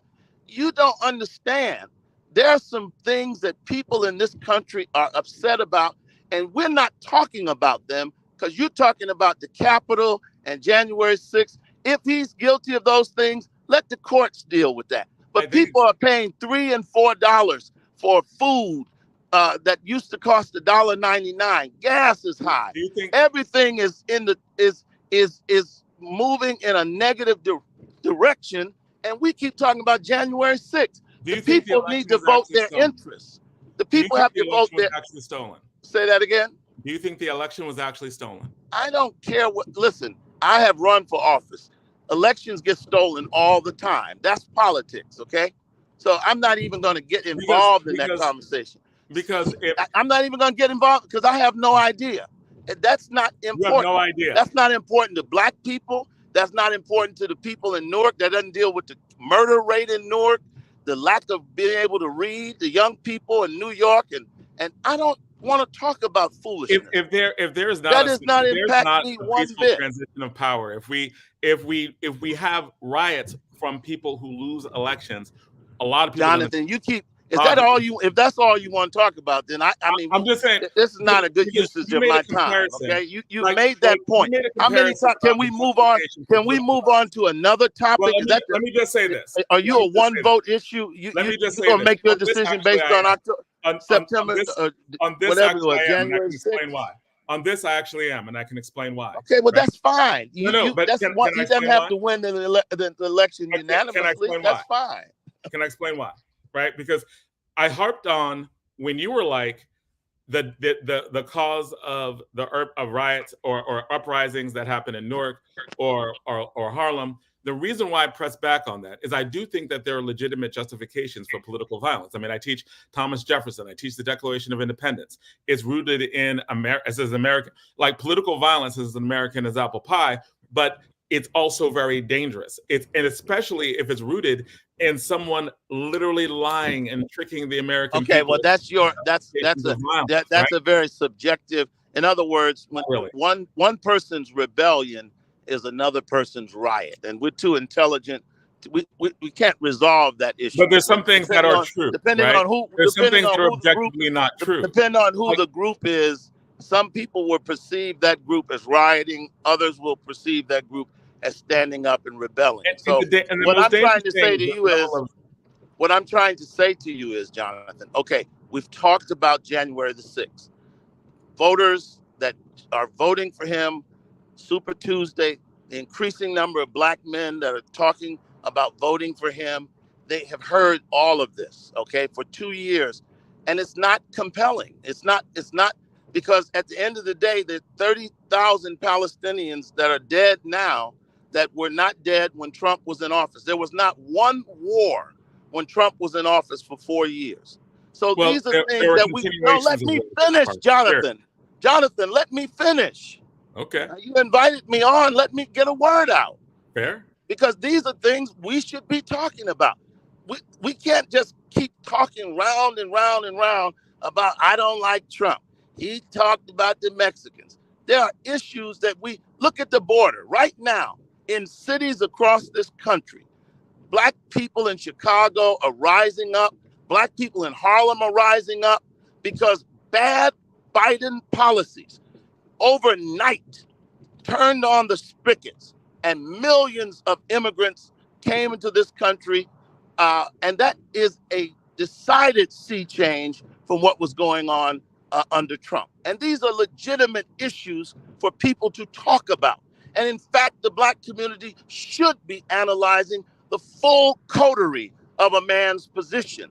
And we don't do that because we've been goaded into, we do it every single election. I don't care if it's Biden, I don't care if it's Romney, I don't care if it's Reagan. Once a person puts on a red jacket, we've been conditioned like Pavlov's dog to attack. And it's just ridiculous. And that's why I say, if you look at these other groups, they have more money than us. They have more wealth than us. Their family structure is more intact than ours. They're not in prisons as much as we are. They know, but they're so stupid. But yet blacks who've been struggling in this country since the 60s with the breakup of our families, with high incarceration rates, low reading rates, poverty rates we know so much that we just vote 99% for one party. It is absurd. You cannot intellectually justify when you look at the behaviors of blacks in terms of national elections. I have said it in the past and I'll finish. In terms of local races, state politics, fine. We seem to do pretty good with voting for the Democrats. But national elections, we've got to be more diverse. And whoever wins, Hello? That's it. No, the last two Yes, sentences. sir. I didn't hear you. You plugged out for the last few I sentences. just said whoever wins. We need to be like every other interest group in this country, ready to do business with them from day one, and not talking about we don't like somebody. Okay, whoever the king is, we got to do business with the king. And any black leader that will not is practicing malfeasance and absolutely negating their duties to represent black people. And I think that in terms of working with who's ever in power, of course, I've always agreed with that. Whoever's in your interest, of course, I've always agreed with that, right? I think that, though, when you fight for someone or when you fight for to elect someone, you fight first for the person who you can more easily That's fight. right. That's because fine. essentially you're not going to agree with, like, most black people don't agree with like what everything Biden does or everything Trump does or anything any national politician does. Essentially, we end up understanding that whoever's in power, we're going to fight. That's true at a state level too, right? We know that we're going to have to fight them, and what we do is just choose the person who is who we can have better results with in a fight, right? And we can go more into, and we're going to do this again next month. But I do think that there's some reasons why, and that are rooted in the Republican Party right now, right? Or some elements, because we know that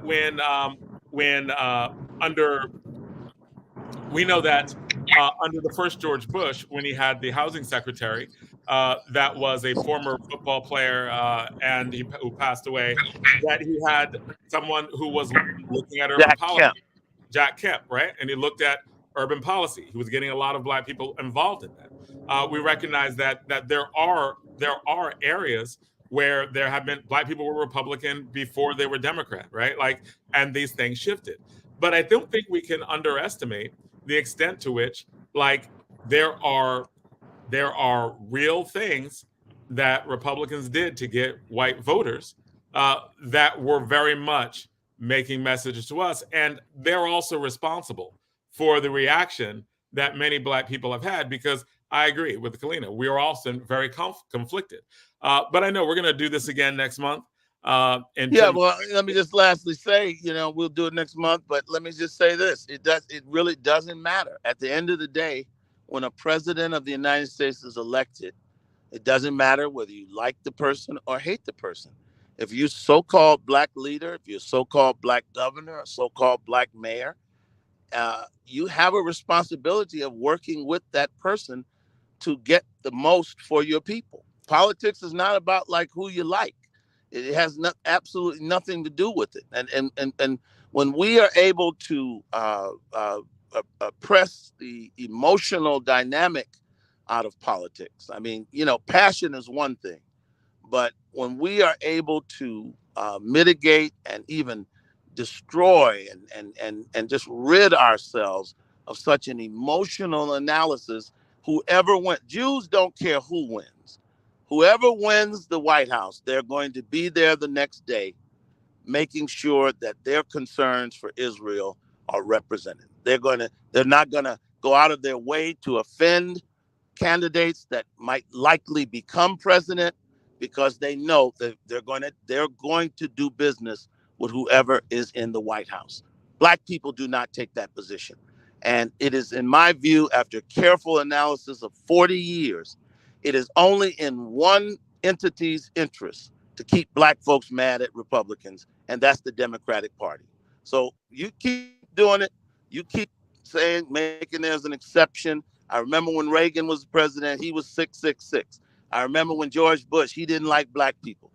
George Bush's father he was bad too. Everybody, Mitt Romney, he only cares about the 1%. It's always an excuse. Right, but those are less and less effective, right? Like, as in, George it Bush doesn't matter. got a lot of black votes. If you understand the thesis of what I'm saying, it doesn't matter. Because at the end of the day, whoever is the president, we got to do business with. So what difference does it make? There's some at the end of the day, you got to do business. Doing business and the ability to do business in the same way are very different things. If you don't try, you make it absolutely easy. Blacks make it easy for the Republican Party to never consider them. It's a miracle that they do to the extent that they do, because blacks are not in that party. We're underrepresented. We're not in the meetings. You can get mad about the Supreme Court, but if you don't have blacks in the Republican Party, when they get the presidency, they're going to elect judges. That's why it's important to have women in the Republican Party. The party takes the shape of the people in the party. Okay. Now, when all blacks stay in one party, then the other party does not have to hear or deal with black concerns. Given everything, Jonathan, I have one question. So that's a good point. And Reverend Tillard, I'm assuming you're Republican, and so you represent the black people that are a part of that party. I'm not a Republican. Oh, you're not? That was my question, actually. No, because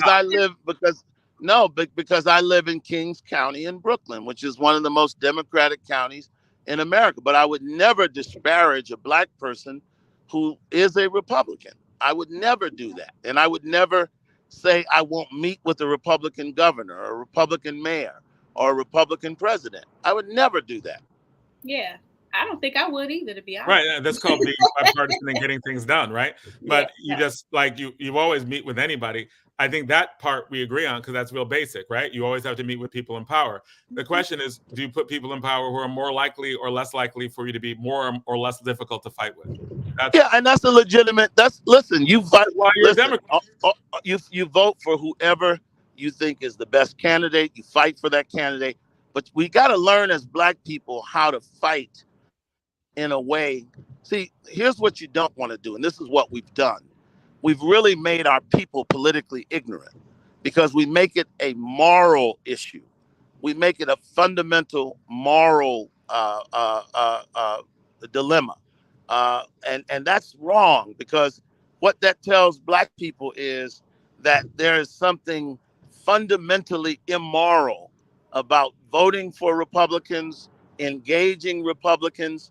And think about it. When you get mad at Biden, when you get mad at this one or that one, what option do you have? You don't even have, you can't even go to the meeting, because if you go to the meeting, somebody like Roland Martin is going to try to publicly castigate you or make you, because he wants to keep you on the plantation. And so Well, I don't don't, think there's you know, anything wrong with Sharpton, when he wanted to, listen, I love Reverend Sharpton, but when he wanted to, he went around the country with Newt Gingrich dealing with politics.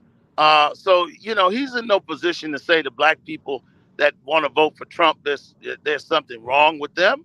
Yeah, I mean, but I think Reverend Tillard, I think that the use of a moral compass is used by both sides. And while he may be working to keep us on the plantation, Republican rhetoric works to keep them running the plantation. So, and they use moral to do it. I mean, look at abortion. Well, how do you know?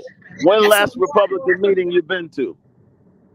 When's the last Republican meeting you've been to? Surprisingly, I've heard many Republican conversations because I am not anti-Republican. I am a very black woman who is listening to both sides and would be very comfortable voting for a Republican candidate that I thought could move the country forward. So I am not necessarily without. And that's all I'm saying.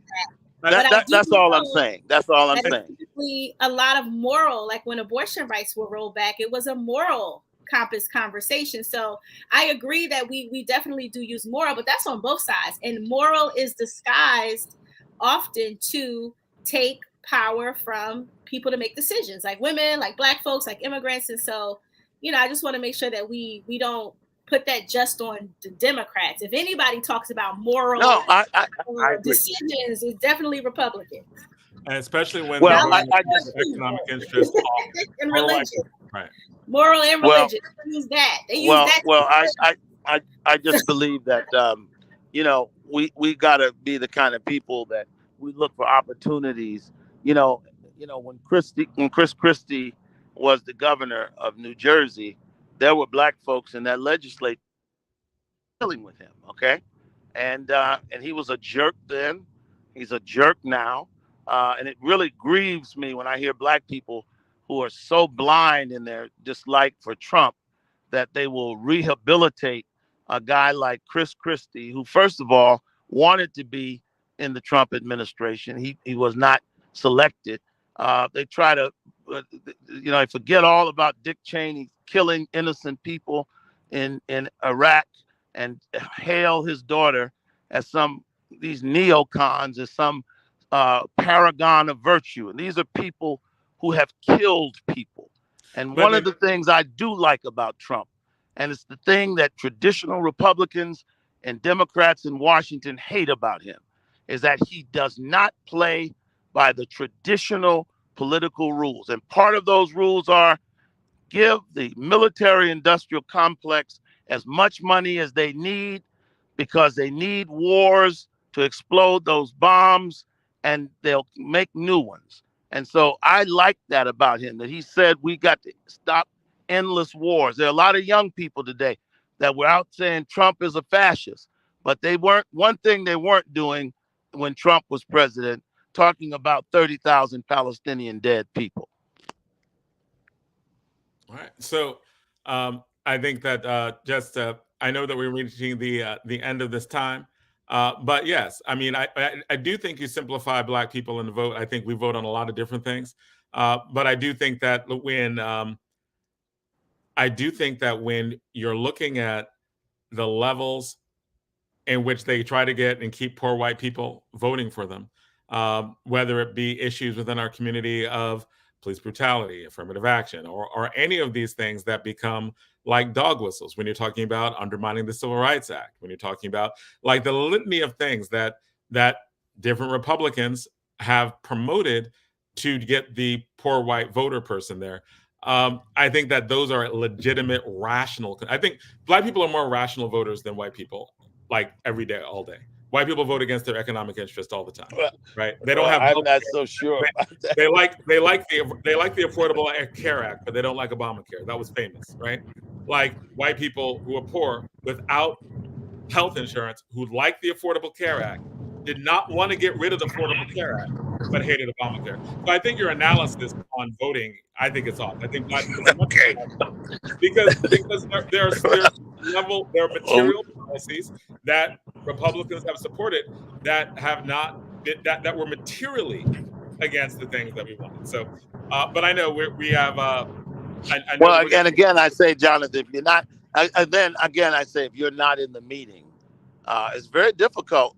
We got to get you in the we meeting. You always need to be a advocate. Republican, man. You need to move and be a Republican. You got We to need to get no. you in there. I'm Because I mean, fine, but everything you say we need seems to like get some. you believe it. Like you need to go. No, You need to go. no, We need to train you no. into the Republican Party. Listen, as You I need to be our said, spokesperson. it's just very common sense. If you're not in the room, if you're not represented, how in the world can you expect your interests to be represented? Yes, I mean, but if it's you really that of simple. all people won't go, Mhm. like Well, if I'm just saying, if I lived in a Republican community or Republican district, I probably would. But why would okay, but most why would I of us become a vote. Republican in New York City? It doesn't make sense. It'll Well, be okay, a wasted vote. so okay, but you We keep need common sense. We need common sense. The Democrats used to be common sense before the progressives hijacked us. The Democrats are more concerned about Hollywood stars than they are the working class people. I'm just but The things that the Democrats are talking about are not they're not showing that they're concerned about everyday people in Bedford-Stuyvesant or Harlem or Newark. But they're interested in the elites. Right, but I know that we've reached our time. All right, segment, but you're saved by the bell. But you're saved by the bell. Yes, you were. And saved I think in New Jersey, you can still be knocked out. You can't be saved by the bell. Hey man, in Newark, we work with Chris Christie and got local control for our schools. And that's smart. And that's smart. If you're right. Trump and over, that's smart. We work with Chris Christie to and get that's smart. Schools back. Fought him, and that's was smart. Great. So we got to stop telling our people. We didn't vote. I didn't vote for it, right? But it doesn't. Well, but it doesn't matter. The same thing. But it doesn't matter. Just be ready to work with him if he wins. That's all. And that goes without saying. Let's just hope it doesn't happen. All right. Okay. Thank you so much, sister. Thank you, man. I appreciate you, and Jonathan, you're my brother. And absolutely. I tell you, it's hard to get a word in edgewise with you, but I'm always happy to be on. Well, I appreciate you coming back over and over again. Okay. All right. All right, man. I'll talk to you later. Yeah, so I always enjoy the conversations with Reverend Tillard. And because I do think that these viewpoints are important. I need to understand them better because when I hear somebody is supporting Trump or saying good things about Trump, I'm always like, it's just odd, yeah. Right. My initial reaction is to be like, did you see what? And so these conversations to me are necessary just to even understand. And I'm a debate coach. You got to understand both sides. You need to understand both sides to make a better argument, right? Mm-hmm. And to see where people are and where people aren't, because. And especially now, because there may be more of us than before voting for Trump, which still is not a big deal. I think that maybe it might go up to 2080, right? Like I think it was like 15% of Black people voted for Trump as opposed to 85. It might be 80, but like that might make the difference in the election. But really the problem, and Charles Blow said this great, like he was like, it's not, if Trump wins, it's not because like he got 2% more of the Black vote. No, definitely not. Definitely not. And the fact, I mean, I think the world has me speechless right now. It's just speechless. I mean, for what's happening in Gaza, speechless. And the fact that he could even run and be like in court, and yet he can run to be the president. And 91 charges, right? Serious crimes, like. Not little crimes, big crimes. How is this possible? He's in court for crimes connected to his last run as president. And he is qualified to run again. It's just like I'm in awe. And it is, I think it has a lot of people feeling stuck. However, I will say, the Biden administration just awarded Essex County Vocational Technical Schools a multi-million-dollar grant to do career technical education and create career-connected high schools in partnership with my organization. So, Biden, you did good there. Thank you very much. We're glad to be we're glad that was an opportunity, and we're looking forward to getting to work. So You know, a lot of things have been happening this election year with President Biden. Jonathan Alston is frozen again, I believe. And I know we have another guest, Naseed Gifted, to talk about, coming on in 8 minutes to talk about Afro-Futurism. I think that's what you call it. And their new podcast. And so Naseed, if you're listening, or Mr. Gifted, as many of us call him, because he's a school leader in the city, we look forward to hearing from you soon. That was interesting. Conrad Tillard was interesting. Well, I'm back. I'm back. Yeah, You were talking about the program they ran no. So what happened?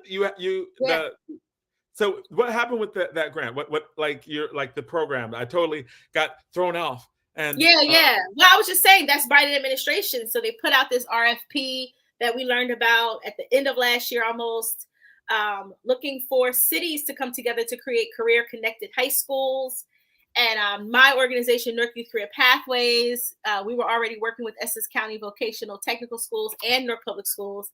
And we went to Essex County like, hey, you know, you guys want to try to do this to fund our work, Newark Youth Career Pathways work, but also 12 credits of dual enrollment for every student enrolled in this cohort of programming and credential earning. And so we came together, a group of women leaders. We got together, got a proposal, thanks to Christine Vogel, our lead writer, with 2 weeks to spare. And we actually won the grant. Wow. And so it's a 5-year grant, total of about $7.5 million into the district, Essex County Vocational Technical Schools District. And 250 young people will go through this cohort of programming that will provide them Newark Youth Career Pathways programming, which helps to build their muscle, their career readiness muscle, and helps them post-secondary plan.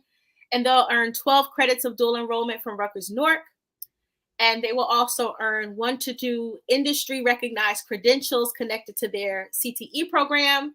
Nice. And they'll also receive support for up to 3 years after they graduate, as well as they navigate post-secondary life. And so we're already there were 160 applicants, 19 were chosen, and we're one of 2 from the East Coast.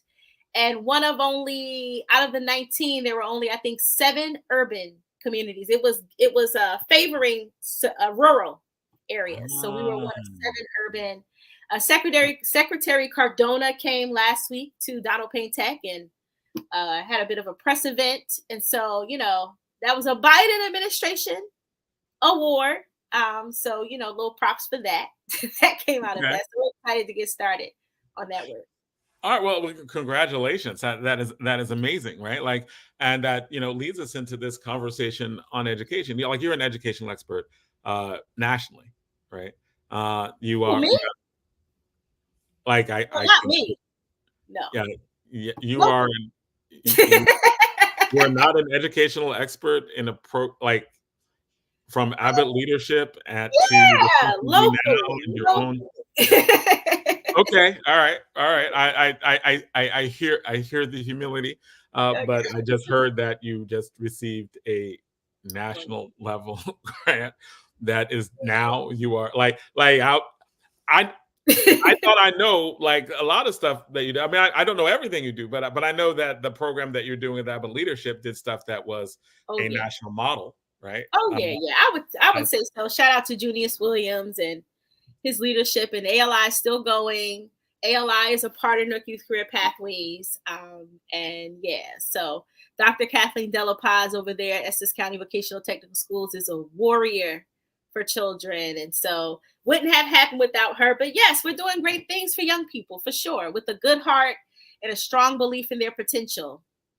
And the reason for that is like the specific program is to get more people into, because we're always focused on go to college, but we're not focused on like, how do you make money? Here are all these other careers. Here are all the things that you can do. Was that the impetus for a lot of this? Yeah, you know what? And I liken it to ALI. So, you know, I use ALI as an example. If young people go through the Youth Media Symposium, they tend to enter careers. So if you look at like ALI YMS as a career technical education program in politics, in education advocacy, in civic engagement, these young people are immersed in that world. And so they tend to pursue careers that are connected to some form of what ALI has introduced them to: community development, economic development, education, foundational, working for foundations, things like that. A lot of our young people geared towards that. They still go to college, but they have an introduction to a potential career path. They meet a lot of people who are doing very well in that path. They have mentorship in those pathways. They have favor in those pathways. And what happens is, because they've been so immersed in that pathway, and because we are able to help them navigate the steps after high school, they skip a lot of economic milestones that other people have to struggle through. So we have 20-something-year-olds that are making $70,000, $80,000 a year, that have multiple streams of income because they're good. They're good, and they've been mentored, and they've been given that. They've gone through the trials and tribulations a lot earlier because of that mentorship and guidance. And that's really what CTE programs are. Whatever your interests are, you study it in high school, you get immersed in it, and then you figure out what your next step may be. College, career, whatever. It's just that every next step for every career is not necessarily a 4-year degree as a next step. Right. We use the terminology at Newark Youth Career Pathways of next step. So our goal is that 100% of our seniors who are enrolled in our program have an identified next step, and they are enrolled in that next step. And we determine with them what that next step will be, and plan for them across multiple years when they might, or, go to a 4-year or 2-year college. It could be the next step. Maybe it's not, but it could be, we want to make sure that it's a part of the pathway, their plan, if it's a requirement for that career. Okay. So that's probably one of the best ways I've ever heard that put, right? Like that's why you're a real educator, because I feel like I'm educated, and whenever I'm having discussions, because a lot of people are pushed back against certain types of college and career readiness programs, because they think the next step is always college. Right. And the way that you put that just now, just I know a great argument when I hear one, right? And that is a great argument for just no. This does not mean that they will not go to college. No, absolutely It does not mean that they will never, right? But this takes out roadblocks that would, a lot of people don't graduate from college because they can't afford it. Right. And what you're telling me, and this is actually goes to experience of some of my former students who were in certain programs in high school, and they worked in human resources at PSC&G when they were freshmen in college. Right.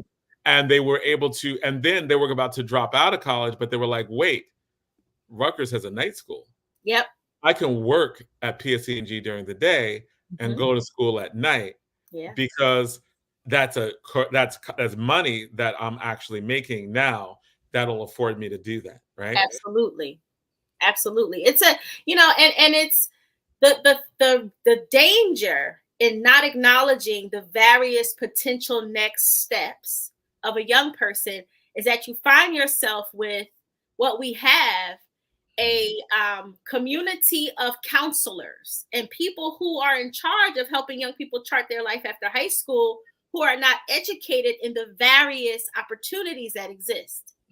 So they're not informed about Rising Tide Capital. They're not informed about Knowledge House. They're not informed about some of the trade schools. They're not informed about all of the treasures, even in this city, that are here. Leadership Newark could be a next step for a young person. Oh, wow. Leadership Newark could be, I'm not ready to go to college right now. Young people know, sometimes they know that they're not ready right now for that. So if you know all the other options, you could say to a young person, well, you know what? You're not ready for college, but you're interested in leadership. Let's get you enrolled in Leadership Newark. Now, what is Leadership Newark and how does that fit in the example? Yeah. So Leadership Newark is a leadership development program, usually for, people at all levels of their career enroll, but it's typically for entry level to mid-level professionals. Although, like I said, people all over the spectrum enroll. And you're taken through a 2-year fellowship program where you learn about the city from city experts. It's out of Leadership North. Yeah, that's the name of it. Celia King is the executive director. It's been around forever. There are so many dynamic leaders across the state that are Leadership North alumni. And so if we're aware that program exists, it has a cost, but they have, scholarships available. And we have a young person who has a lot of potential, but needs more motivation, inspiration, mentorship, some grounding time. We could say, you know what? Okay, you don't want to do college right now. All right. We're going to put that on your path at some point. You're still trying to figure it out. But let's, as a next step, enroll you in Leadership North. So you go through that fellowship, and a part of that fellowship is you're meeting the mayor, you're meeting the superintendent, you're meeting civic leaders, you're meeting industry leaders in the city. You're in a cohort of people that are older than you and that are doing great things. You get to learn about different career paths that exist. And now when you finish Leadership North, or even through conversations with like-minded people, you're now inspired to enroll in the SPA program at Rutgers North. But we don't think that way. And so if we only think college is the next step, we miss the opportunity to connect young people to a post-secondary experience that would be rich for them and that would give them the motivation they need to go to college. And so, that's why we use the language of next step. And we're diligently trying to make sure that all of our counselors are informed about all of the possibilities for pathways for young people. Okay. Oh, that's excellent, right? Like, and again, every time that you're on the show, I learn something new, and that whole like next step language. Well, we made that up. So, but that's what I'm saying, right? Like that next step language is important, right? Because it goes to the heart of the reservations that people have about career readiness programs. Their heart that they have is that once you there were a lot of people who were complaining about the high schools in Newark that are like when the School of Architecture was being developed.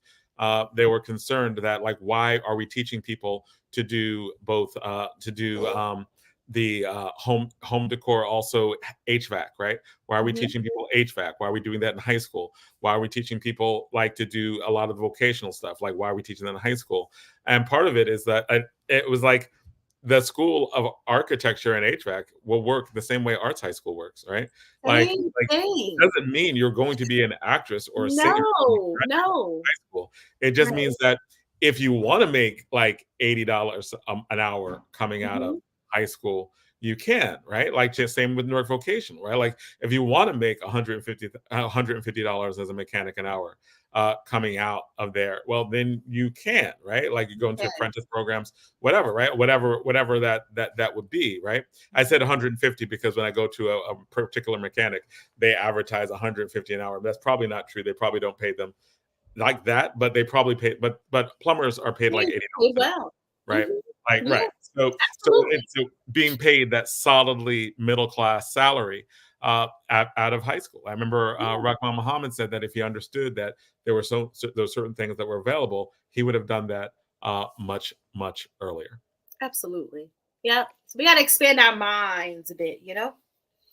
And the use of that language does that, especially when you're dealing with someone who I think is a nationally important leader, and I think that and because of the stuff that you do and the stuff your organization does, and the organizations plural that you are a part of, and what you're able to tap, and the network that you're able to tap, and benefiting the public and people, and very much consistent with that theme of education, right? Like, and I'm honored to be on with incredible educator.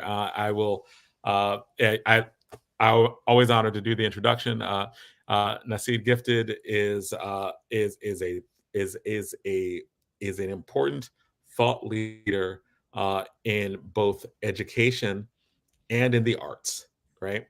And so when we're talking about STEM versus STEAM education, he's an engineer by training.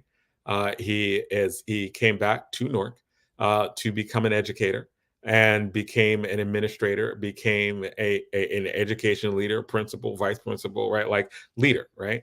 I am honored, super honored to work with him like work with him on a daily basis, right? And he at Science Park High School, the school like fits, right? Like science background, engineer by training, and at science. He also leads a movement, an artistic movement for Black and Brown kids in the city of Newark and really region. It's larger than this. He's consistently at conferences. He was a speaker at Comic-Con and various conventions. Every time I look on his page, he's like speaking someplace else. And I think that the importance of just showing a connection between the arts and careers, because he also will get artists together with computer programmers, with people who are actually doing hard science to create stories, because all of it is actually necessary. So honored to have you on today, Mr. Naseed Gifted, and you have your own podcast. So talk to us about it.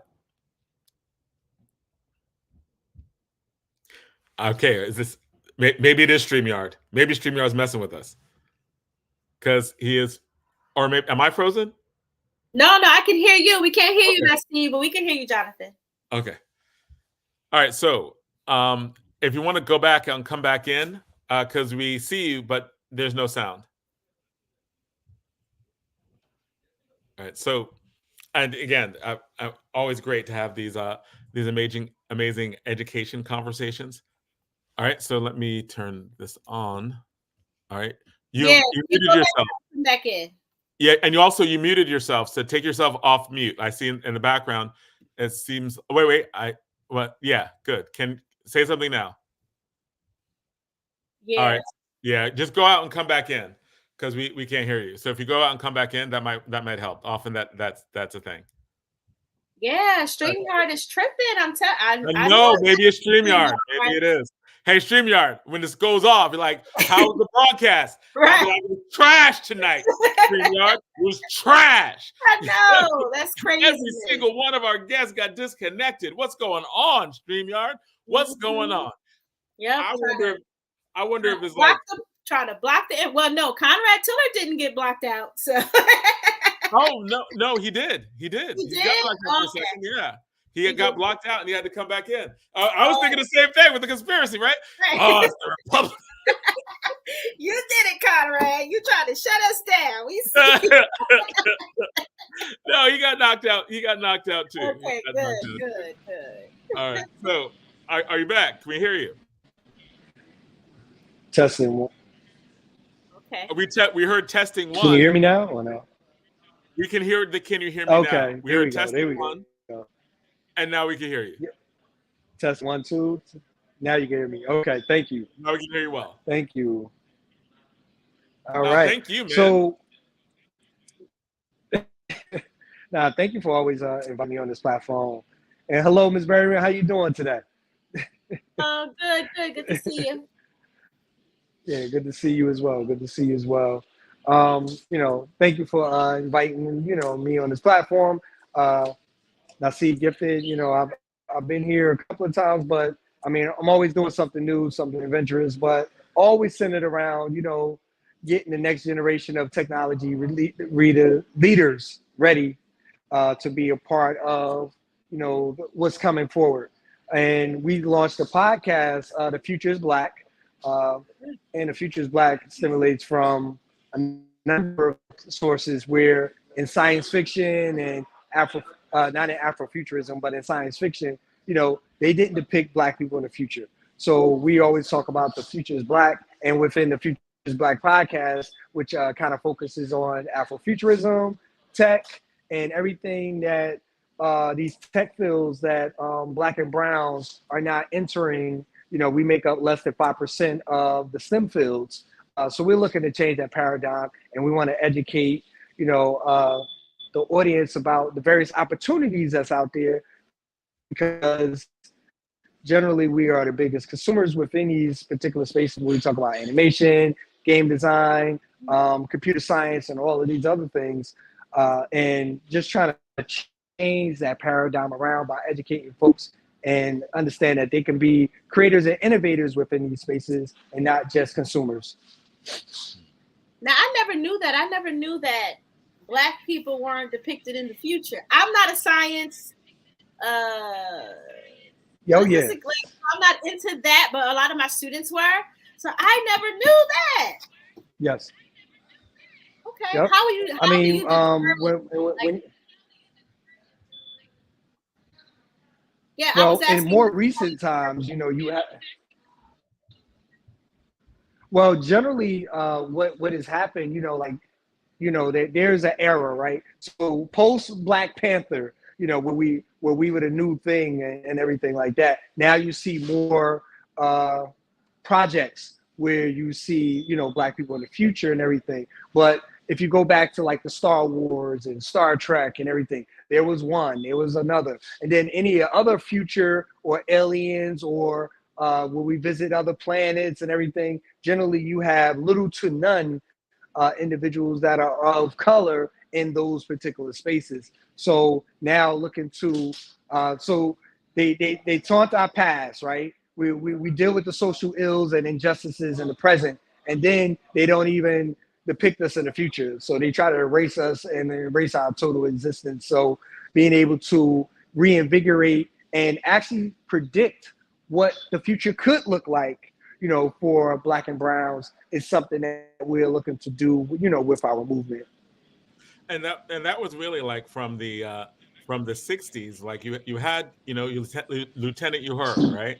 And then 70s and Yep. 80s Mm-hmm. 90s science fiction, like that. Like you had very few. Like you had Lando Calrissian, right? You had Star Trek was Yep. only franchise that consistently at least had one or two, and even then, often it wasn't like they were always behind a mask or something, right? Like so when Deep Space Nine came out in the 90s, that had the famous Black actor lead, the Man Called Hawk, Avery Brooks, as the lead, and that Yep. was like is like a big, huge like thing, right? Because it was the 90s, and I think it was because of that Spike Lee era. You had like a lot of a plethora of Black films that were out at that particular time, and then you had that. But even then, it wasn't until The Matrix came out that people were like, Black people Mm-hmm. just being like as extras on the set. Like there was a scene where everybody's partying, right? And there's this like big, huge, like sweaty party body scene, right?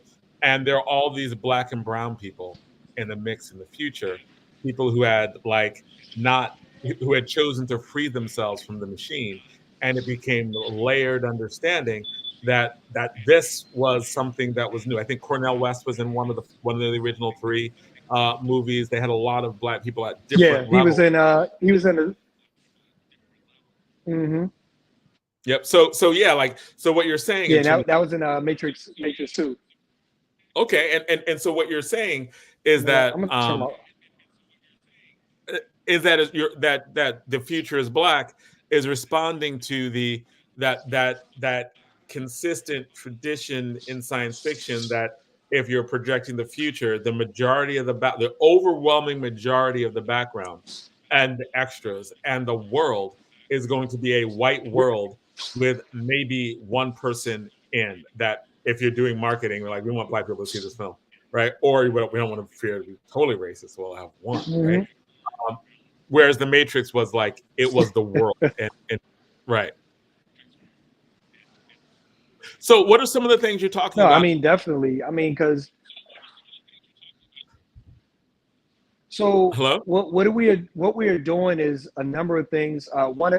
Yeah, can you hear me? Am I fading out? We can hear you. Again? We're going in and out for a second, but I think you're good. Okay. I'm gonna turn my camera off and just see if that works a little better for my audio. Does that work for the audio or no? That works really well for the audio. It works. Okay. So I mean, what we do a various number of topics, but we are spotlighting the great achievements of Blacks in tech and in Afro-Futurism, so we can inspire and aspire the next generation of technology leaders. That are some of the things that we're doing. But we're also spotlighting tech and technology and how there's a workforce that's being developed that we do not know nothing about. when we get into artificial intelligence, when we get into, job security and all of this, and how the landscape of what we're sitting, as you guys were talking about, your pathways after high school is going to dramatically change, and those traditional opportunities that we would go into, well, some of them will become obsolete. So if we don't adapt and adjust and be a part of what's going on and actually understand the training and everything that's going forward, we'll be left in the dust. So those are some of the topics that we are covering, within this particular space of the Future is Black podcast. And we're bringing on, different guests. We've just pretty much started last month. Actually, we're 2 months in now. We started on January 11th, and now we are, just kind of going strong each and every Thursday, 8 p.m. Eastern Standard Time, and broadcast on YouTube at PBS Media Studios.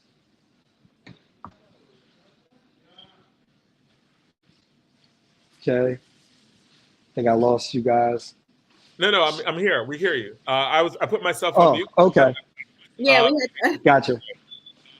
So, Kaleena, do you have a question? Well, no, so now I know how to watch, so that's good to know, because I usually see like the recaps on LinkedIn. And so there was a conversation about women, I believe, in tech, or women. I know I didn't know how to watch the full podcast, and I will, but there was a conversation about women in can you kind of tell me that particular episode? It sparked my interest that you all were talking about it, but I wasn't sure of the context of the conversation.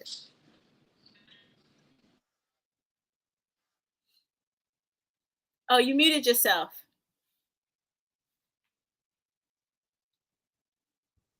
Naseed, can you hear us? You're muted. Yeah, you just went on mute. Okay, now you're unmuted. Okay. Hello? I believe the last thing I heard. Yeah, there we go. I think the last thing I heard from you was you were seeing the clips or the shorts on LinkedIn, and you didn't know how to see the actually full episodes. So all of the episodes are featured on YouTube under PBS Media Studios. If you go to within that, you'll see the Future is Black podcast. So at PBS Media Studios, which is definitely next to my name, you'll see that. And then, of course, the Future is Black podcast. And you'll be able to see all of the episodes. We just finished episode 8 yesterday, where we just kind of talk about the journey of the tech entrepreneur, how we got into the sciences and the STEM fields and everything. My journey from George Washington Carver, and understanding the history of George Washington Carver, and just understanding by osmosis of how this man came up with 1,000 inventions using the peanut. But we talk about soap, we talk about stain, and all of these other things that this man came up with his study of the peanut. But the one thing that a lot of people didn't know with regards to him studying plants and agriculture was he was the reason that Henry Ford hired him to develop the assembly line, right? And then that's how they were able to reproduce the Model T car, because of the systems that he put in place. And and little features like that, where you get an individual like Lewis Latimer, where you probably wouldn't know about Lewis Latimer, but you do know about Thomas Edison. And being that we're from Jersey, we have Edison, New Jersey. We got the Thomas Edison Museum up in West Orange and all of these things. But Lewis Latimer was the individual who actually developed the actual patent for the filament that gave us the light, because if you read Thomas Edison's story, he failed 1,000 times until Lewis Latimer, who was his intern, who didn't get any credit because he couldn't get the patent and everything because he was Black, and all of these other things, was the individual who actually came up with the concept of the filament and any other invention that we're talking about that we use, here today, from writing to language to when we get into the pyramids where they had electricity, and you had conductive caps that were on top of the pyramids that were conducting using the stratosphere and everything to generate electricity way before Benjamin Franklin put the kite in the sky with the key. you know, and all of these stories and things that you know or hear about, you know, as we grow up as you know, adolescents to adulthood. Yeah, if we were, so, you know, if I were a parent who had a child interested in science, interested in tech, engineering, you know, science fiction, those types of things. I know one thing we could tell them is, okay, you know, and you wanted to empower that child. You know, maybe you work in medicine, or you work in something different. You work at a hospital, teacher, whatever. And you want to begin to steer your young person towards the opportunities that exist, not just career-wise, but recreationally in that field of interest. Other than listening to your podcast, what would you tell a parent to do? How do you, you know, what should their students be connected to? What should a parent be looking for a child that's interested in even if they wanted to introduce their child to Afro-Futurism? You know, how would you guide parents to empower their young people to be able to make sure that they are exploring those kind of careers and interests? Well, I mean, part of it is definitely exposure, right? So I'll take one example. So most young people watch animation, right? So Yes. with animation, I would just say focus on the credits. So if you look at the credits, those are hundreds to almost 1,000 job opportunities that Black and browns don't take advantage of. But we are the biggest consumers of this actual product of animation. Same thing with gaming and all of these other things, right? So there are different job titles that's within that. Some of them are degree oriented. Some of them are, you know, tech and skill savvy, you know, just expertise. But most of the stuff is because we haven't been exposed to these different opportunities that's available out there, you know, because people are passionate, and usually, especially with the young people, and I usually get them with comics, animation, and games. You know, those three platforms alone, there is STEM and STEAM opportunities within those spaces that they can get well-paid opportunities. Some of them 4-year degrees, some of them are just expertise, just using their, you know, using the information that that's around them and their expertise to be able to, you know, work their way through the ranks, from background designers to 3D model makers, you know, all of these things. And I mean, even from the comic book standpoint, I look at, you know, a couple of skill sets. You know, when you talk about storyboarding, you know, storyboarding is actually a fabric of the facet of everything we talk about with media. So storyboarding gets into filmmaking. Storyboarding gets into video music as well as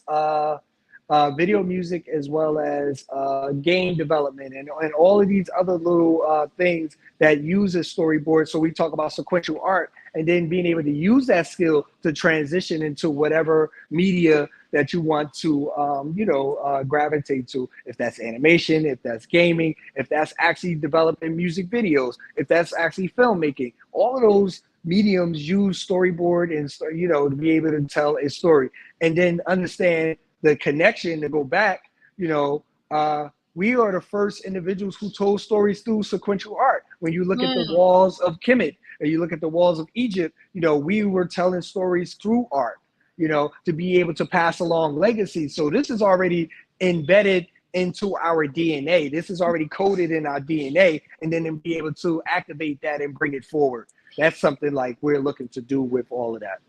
That's some good advice. You know, that number one is look at the credits. That's such a great idea. You know, I think parents often get intimidated about certain career fields because they have no clue how to navigate them. And a lot of times schools don't either, unless they have a Mr. Gifted around, but most don't. So you don't know how to navigate that. And you mentioned comic books. I believe that you are a comic book author and create characters. So I want to know, since we're talking about Afro-Futurism, okay? Yes. What are Naseed Gifted's characters doing in the future? What are they doing? You know? Well, so I created a world.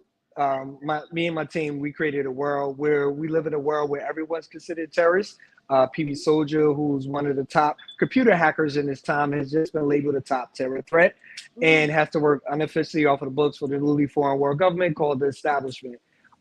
as he's being trained as an assassin, he actually sees a life that's not of his own, which is actually his ancestors hacking into him while he's hacking into the world. And that's pretty much where the story kind of kicks off from, where he's trying to get an understanding of how his past connects with the present and paves a pathway for the future. So we have a number of spin-off series that goes with, within this particular world of PB Soldier, where we have Jason, the rose that grew from the concrete, which is a research and colleges. So all of the characters that we have are, just because my background is STEM, I like to, bring forth the STEM related thing, and then being able to tie that into the political environment that we constructed, where you have to navigate through these things, solve problems, and it impact your immediate community. We talk about your family and everyone around you, and then of course the larger society as a whole. So that is, something or things that they're doing within this future text that we created within the world of PB Soldier and Jason, the rose that grew from the concrete. That's awesome. And how can people view, buy, access the comic book in that movement as well? So if you go to, if you look at my name, you go to pbsmediastudios.com, pbsmediastudios.com, which is the platform. The books will be available for sale. I actually got to make sure that we restock in Source of Knowledge. Shout out to Patrice and them, where we had the books being sold out of there, but we also had it on our platform at pbsmediastudios.com. Okay. Awesome. Right. Awesome. And just so that they can see what it looks like,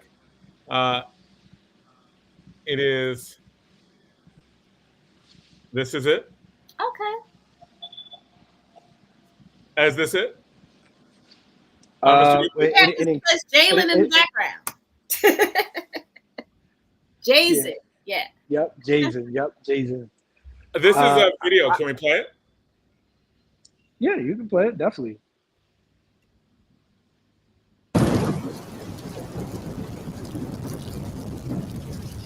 Now I don't see anything on my end, but I'm assuming you guys got it. Oh yeah, we see it. Full video says boom or something. We can see it. Yeah. Oh, nice. Really dope.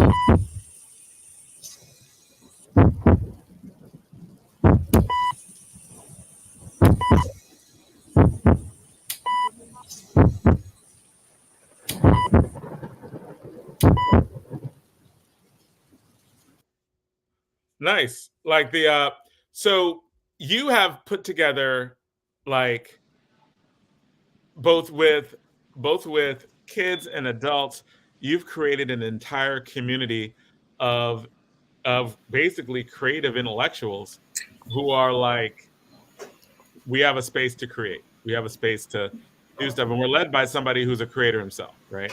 Who produces his own world in a comic book that's pretty cool, that people are going to need to get, and that plus the other stuff. I think I've been a fan of you for a while, like before I actually knew who you were, right? Like I just heard, Facebook, you were doing a comic book. I was like, brother doing a comic book.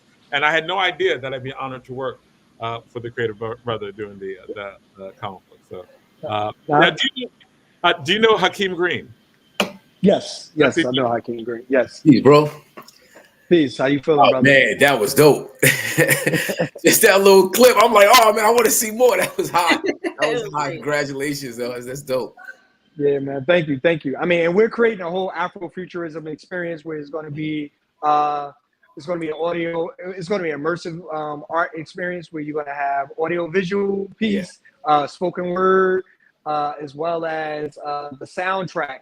It's all going to be playing within this whole thing. And we're looking to launch that in October because, just to tie into breast cancer awareness, because Jason, the main character, who is a researcher in colleges, went into oncology because of her mother in the story. She lost her mother to breast cancer. And then that's actually a personal story. One of my, very close friends, who I lost to, so it kind of is a direct tie into some, personal journey that, I actually went through as well. So. Awesome. Yeah, that's dope. Very cool. Absolutely, right. And I always like to have our guests on together sometimes, like especially when they're both creative and creative in in different ways, but still like it's just great. I had no doubt that you knew each other, right? Like because I'm like, nah, y'all Oh interacted yeah. at some point. I mean, yeah, at some point, this brother been doing his doing a number of things for many years and everything. You know, definitely been a fan. You know, and respect his work and everything for what he's been doing. I mean, and then now with the the whole Peace Collective, 24 Hours of Peace, and and everything else with with regards with his status within the hip hop world. You know what I'm saying? So we definitely respect. Yeah, man. Arts and creativity is helps us to unlock these chains. Being able to push a message out and put it in a medium, that people can relate to, or inspires them and opens up chambers in your mind. Like just seeing what you put together with that little clip. Like I said, I'm so excited to see more of it. But it's got the it's actual Afro-Futurism. But for me, I'm ignorant in that form of art to a degree. It gave me the Japanese filmmaking. Oh yeah, definitely, yeah. Like so, to see us in that world doing it, creating it on that level. I mean, I'm excited, man. This is gonna be dope. Yeah.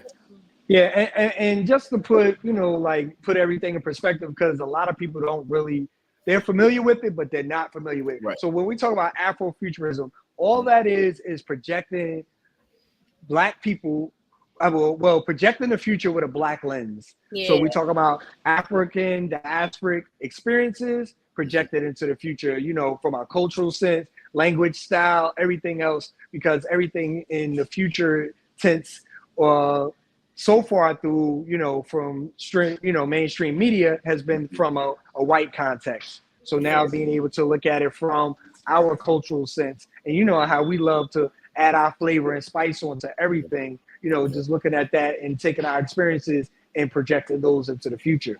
I mean, and when I talk about Afro-Futurism, I always think of when we talk about reparations, right? We always talk about how reparations shouldn't happen, but Afro-Futurism is really how we can predict what, just to give people the idea what reparations could look like.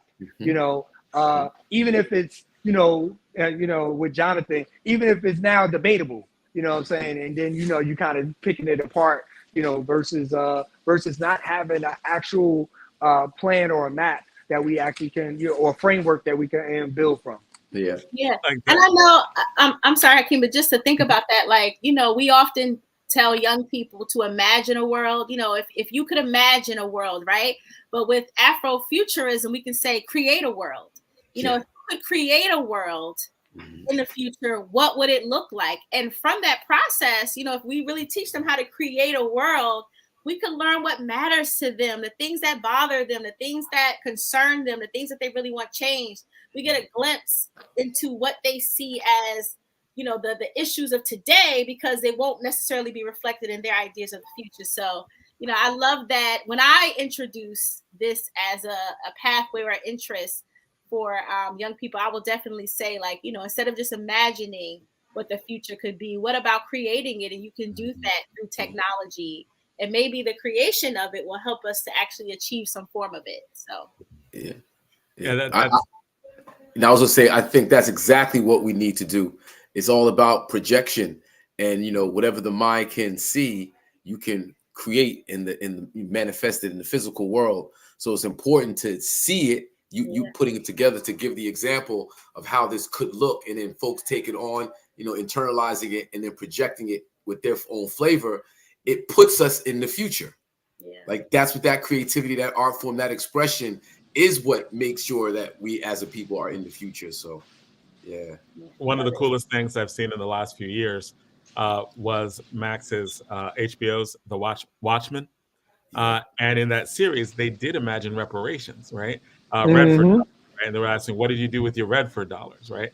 And so they imagined what it would have looked like. And yes, there was white resentment, right? There was that was a backlash against it. That was a subtext of the entire program. Like Black people are being Redford dollars from for reparations, and we're doing well right?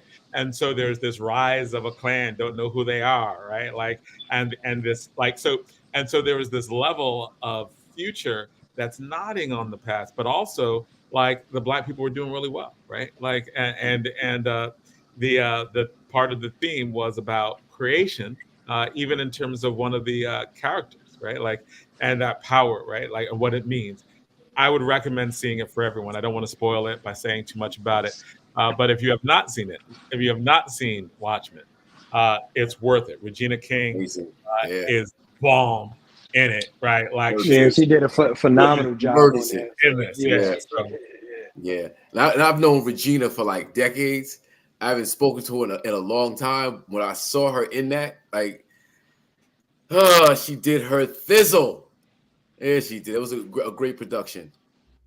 Yeah. So like now, Hakim, you talked before, right? About one, and Naseed, please stay on for this segment as well, right? Like, because this is very cool in terms of the perspective as well. You talked about the State of the Union, right? We know your background. You're Newark's ambassador to hip hop, right? You are so you're Newark's ambassador to hip hop, right? You are involved politically. You have a lot of diverse views, right? Like a lot of it's grounded in your music, in your art, in the way that you look at things. I saw the clip where they talked about Def Jam was the place to.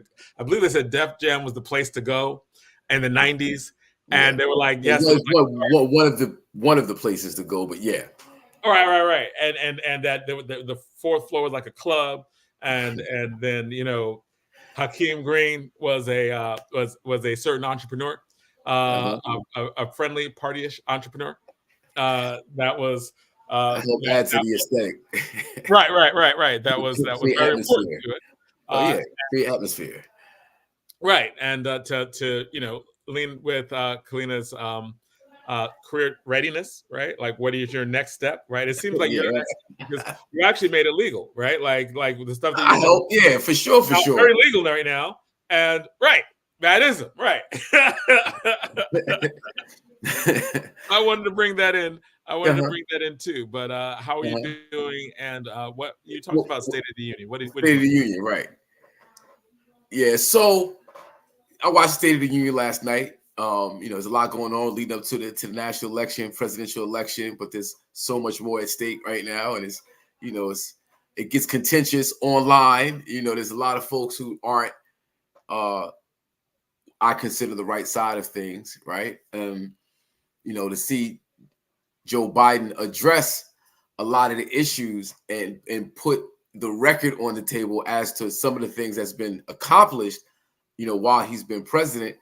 I thought it was, it was needed. There's a lot of talk about him being weak or appearing weak because of his age and his memory. And, I thought he did a great job handling that and being able to express himself clearly, forcefully, measured, being able to respond to the Republicans in a certain way. I thought was good for his overall. You gotta show these guys you still in the game, Joe. You still rocking. You still could do what you do. But then it was the issue of Palestine and Israel, and that was he tried to walk that tightrope. Free Palestine. He didn't say that.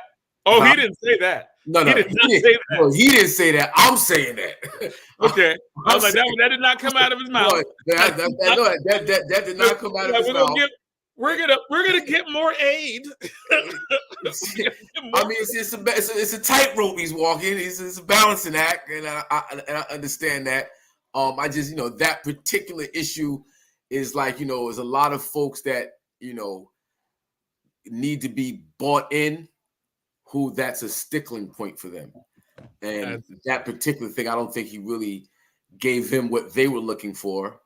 But at the same time, him saying what he said, I'm sure pissed Israel off, because I don't think they want him saying anything like what he said. But that's just one of those points. But overall, I thought he did a great job. And I'm hoping that the public watched it. I'm hoping people are really checking in and checking the record, policy, things that have been implemented over the last 3 years that, I myself have benefited from it. Student debt relief, being able to purchase our first home. Yeah, for about a month, 2 months, across my Facebook feed were all these like predominantly Black women going like, $100,000 gone, hey, yay, and they're putting up the letter, right? Right. Hey, like both of my friends who are Black women and well educated were like, so forgiveness, right? Like a lot of debt forgiveness. Right. And being able to have the predecessor own Roe v. Wade and what's going on with IVF, I think was very important because women are going to be very important to this next election, like extremely important. And if women understand what's at stake for their freedom and their choice and come out, I think that, it's going to be hard for Donald Trump to win. But I thought last night was good for Joe Biden in a lot of ways, except for the one particular point that's my stickler. But, Which all in all, Palestine. Of course, right? Yeah. Like, and although, like, I think he's like trying to attempt to go for regime change, as in like literally talk about like, because him and Netanyahu, they don't like each other. It's not even close. Because Netanyahu kept telling Joe Biden to kick rocks for the last 2 weeks. Yeah, when he's like, sure. Joe Biden's like, I want a two-state solution. I want a two-state solution. He says it real weak and stuff. And Netanyahu's like, kick rocks. No, it never happened under my watch. And so they called in conversations with his friend, right? With his rival. So his political rival is also in the cabinet, and they called him in to be like, hey, we're going to talk to you. And so they're literally talking to his political rival, and he chastised them in the speech. So the comments he's making were comments that were directed at Netanyahu. Nice. Harshly, even to the point of saying that building the temporary port.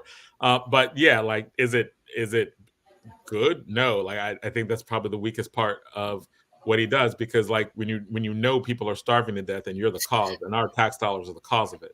Yes, it is. That's a thing. And this is a 75+ year problem, right? So I don't expect Joe Biden to be able to solve it. But the reality is that, our hands are dirty, and that our tax dollars pay for what's going on. We prop Israel up in a lot of ways, do things for Israel that we're not doing for our own people as Americans. I think that's another conversation that but in terms of what was expressed last night, I thought it was powerful in that Netanyahu, like you just detailed, was upset with it. He knows what was said. I'm hoping that everybody else understood what was said, because he can't come out and say free Palestine. He could. He does not. He could. Yeah, I mean, the solution is that, right? In the DM, you know that, right? I'm just saying that, like, Foreign Policy Magazine is a center right foreign policy magazine that is like mainstream, in that there are many Secretary of State, et cetera, that write for it, right? Yeah. And they blatantly said that there are a series of articles that talk about a one-state reality, right? And that literally use the word apartheid, right?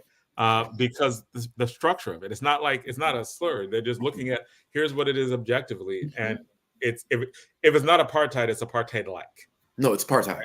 Right. But even if technically, right, one definition or the other, like it's Judaism isn't a race, it's a religion, right? Like, so, like, even if technically it's not the same thing, it's apartheid-like enough to be able to say that, right?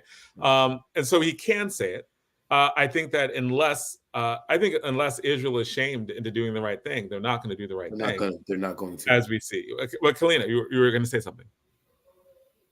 No, it's too late for me. I mean, the issue is that many of us have been watching, there's what mainstream media shows, but then there's what we've been able to see from Sean King, who's now been banned from Instagram for eternity, gone. And now there are others who are showing us far more in depth of the massacre that's happening.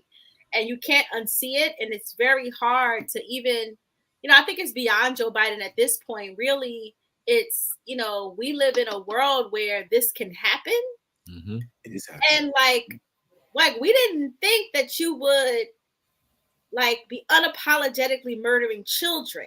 Right. But this, you're unapologetically murdering children in the mass. Mm-hmm. And now we're watching starving children. Like there was a disabled boy who clearly whatever they were providing, because the family didn't seem to be sticks and bones, but he was. And he's a disabled kid that, I have a disabled son. There are only a couple of things that he will eat. It doesn't matter, And this boy was sticks and bones and died. And we see that. So it's very hard to not feel emotionally connected to what's happening. And then to know that it can happen. If it can happen to them, it can happen to us. And I say that all the time. If they do it to them, they'll do it to you. Us. And they're doing it to us with abortion rights. They're doing it to us with what they're doing with women. They're doing it to us by rolling back certain civil rights protections, because that's what, that's how they get rid of and disempower us. And then here they're doing this, and we're 30,000 in with no end in sight. And it makes me wonder what other world leaders, how they view Biden. Because would this have happened under Donald Trump? Would it have happened? Well, yeah. Oh yeah, for sure. Like I said, this has been going on for 75 years. Yeah. This is a culmination of things. That's why you really can't put it on Biden. Well, you can put it as react. You can put Biden. Trump's base is evangelicals, right? That's Trump's base. They're Zionists. They're right. For all. Like Netanyahu would prefer to deal with Trump because Trump will just pull out all the stops. But that is true. Like in 2012, he supported Romney. Like Netanyahu supported Romney over Obama's going to the joint House and Senate and speaking before everyone, like he's giving. They let him speak before it, like he was giving the State of the Union address, right? Where he's flexing on actually the president of the United States when he did that. And a lot of people didn't forget that. He also is very much a Trump supporter because Trump gave him everything he wanted, right? Trump was able to get a lot of deals that were actually pretty good for Israel, right? Like as in the Abraham Accords, where they negotiated with I think it was Jordan, I forget the other country, but they were able to give Israel like a positive, and this was actually good, right? This was actually a positive relations with their neighbors, right? What was about to happen, and this was what Biden was pushing for, was normalization of relations between Israel and Saudi Arabia. But traditionally, the normalization of relations with the countries that border Israel, it was usually contingent on Palestinians being free, right? And the thing that Biden didn't do, and the thing that Trump didn't do, they both did this, right? Is that they did not, they were not pushing for that, and neither does, like Saudi Arabia doesn't care, right? Like Saudi Arabia, the surrounding countries, they care about themselves, whatever. They're not really caring about Palestine. The leadership is not caring about Palestinians, was not until what happened on October 7th and all the violence afterwards and all the things we see on TV, right? And the things they're seeing and the things that they're seeing in their communities. So they care about it now, but they only care about it now based on like their populations are riled up, right?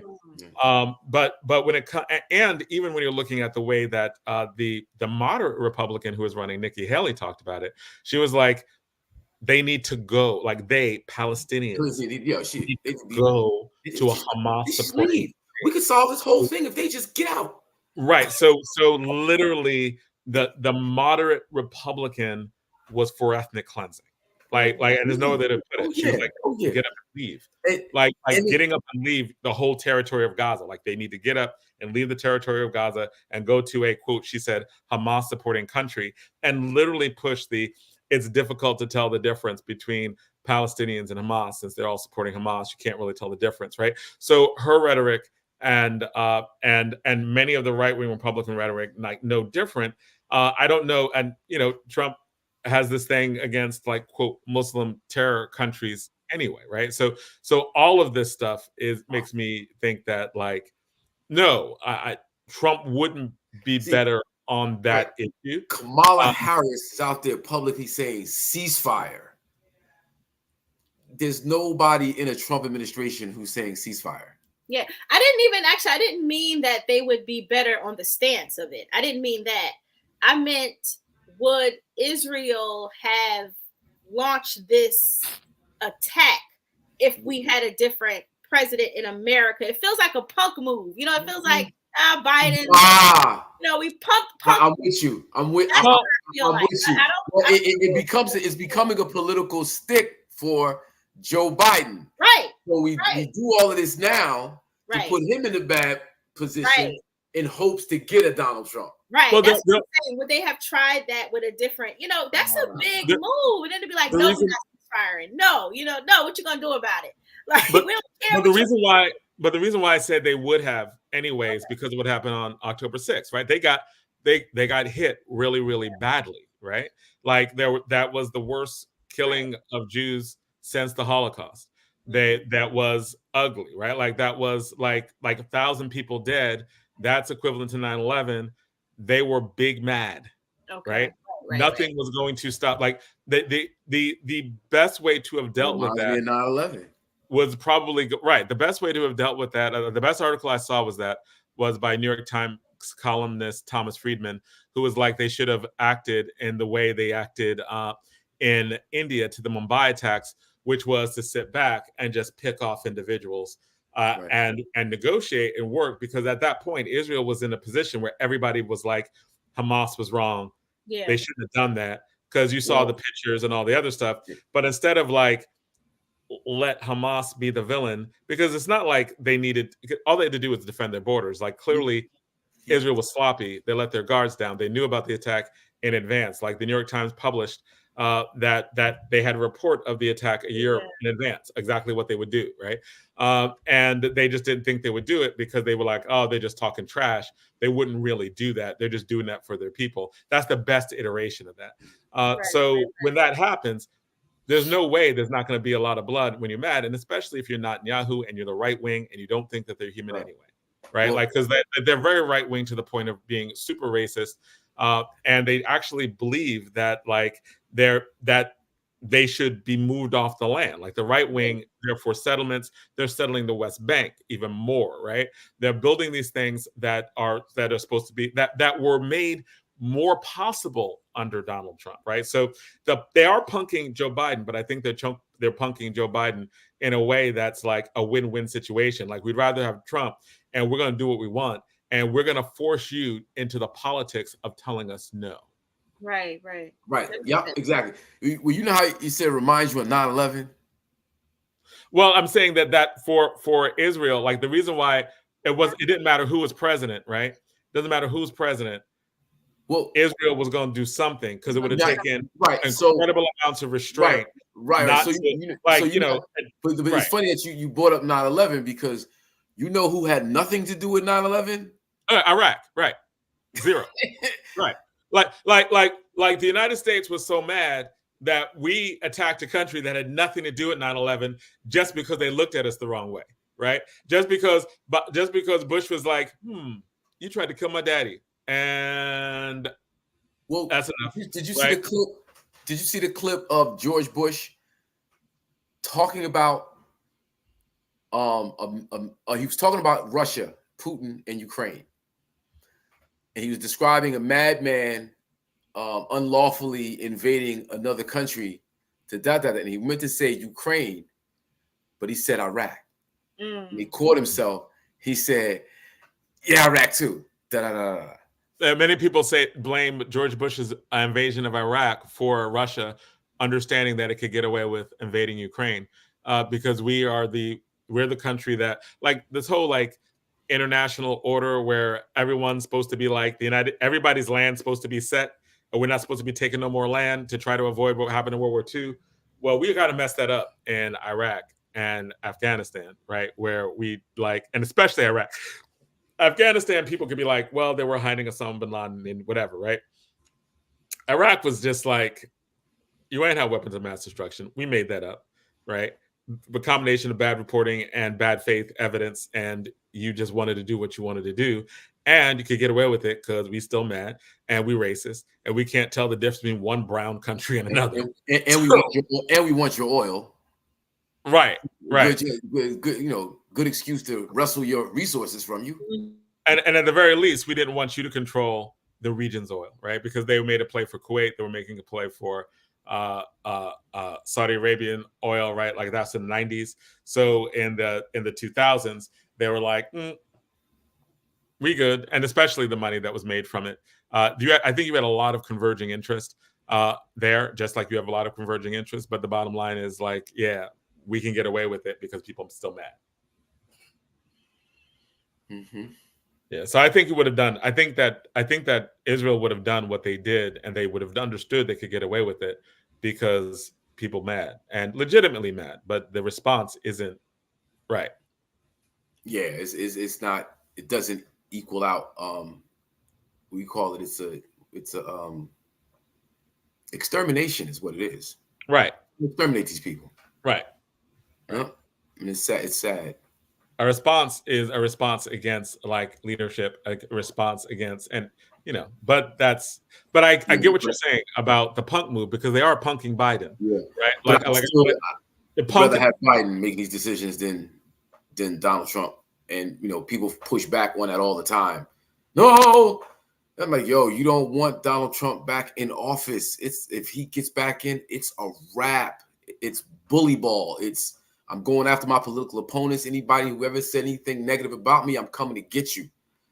And it makes our country look like such a joke. I mean, people are watching. The world is watching. And if we as a country from Hungary here today, yo. Huh? Say it again. We had the leader from Hungary here today. Right. He's like literally putting authoritarians in. Dictator, strong-armed dictator. It's crazy. It's insane. I mean, they're all strong-armed dictators at the end of the day. However, there are degrees to this. It's becoming like a joke.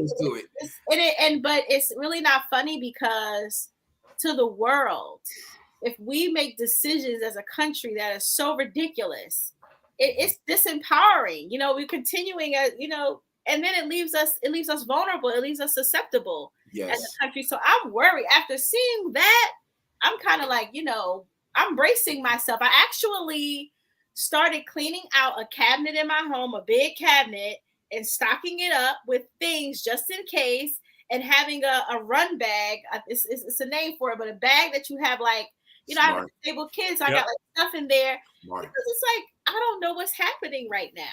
I would never have imagined that we would even be considering a candidate who is currently in court for his it boggles 91 counts and counting. It blows my mind. I just don't understand it. I don't know how we let it get this far. I don't see how he was ever the president. How was he ever the president in the first place? How was he ever qualified to be the president of the United States? Donna? No, what I was going to say is you have countries like China who are jockeying to be in the position that we are in, and they're looking for us to fall so they can position themselves, and they have been doing that for a long time. How did he become president?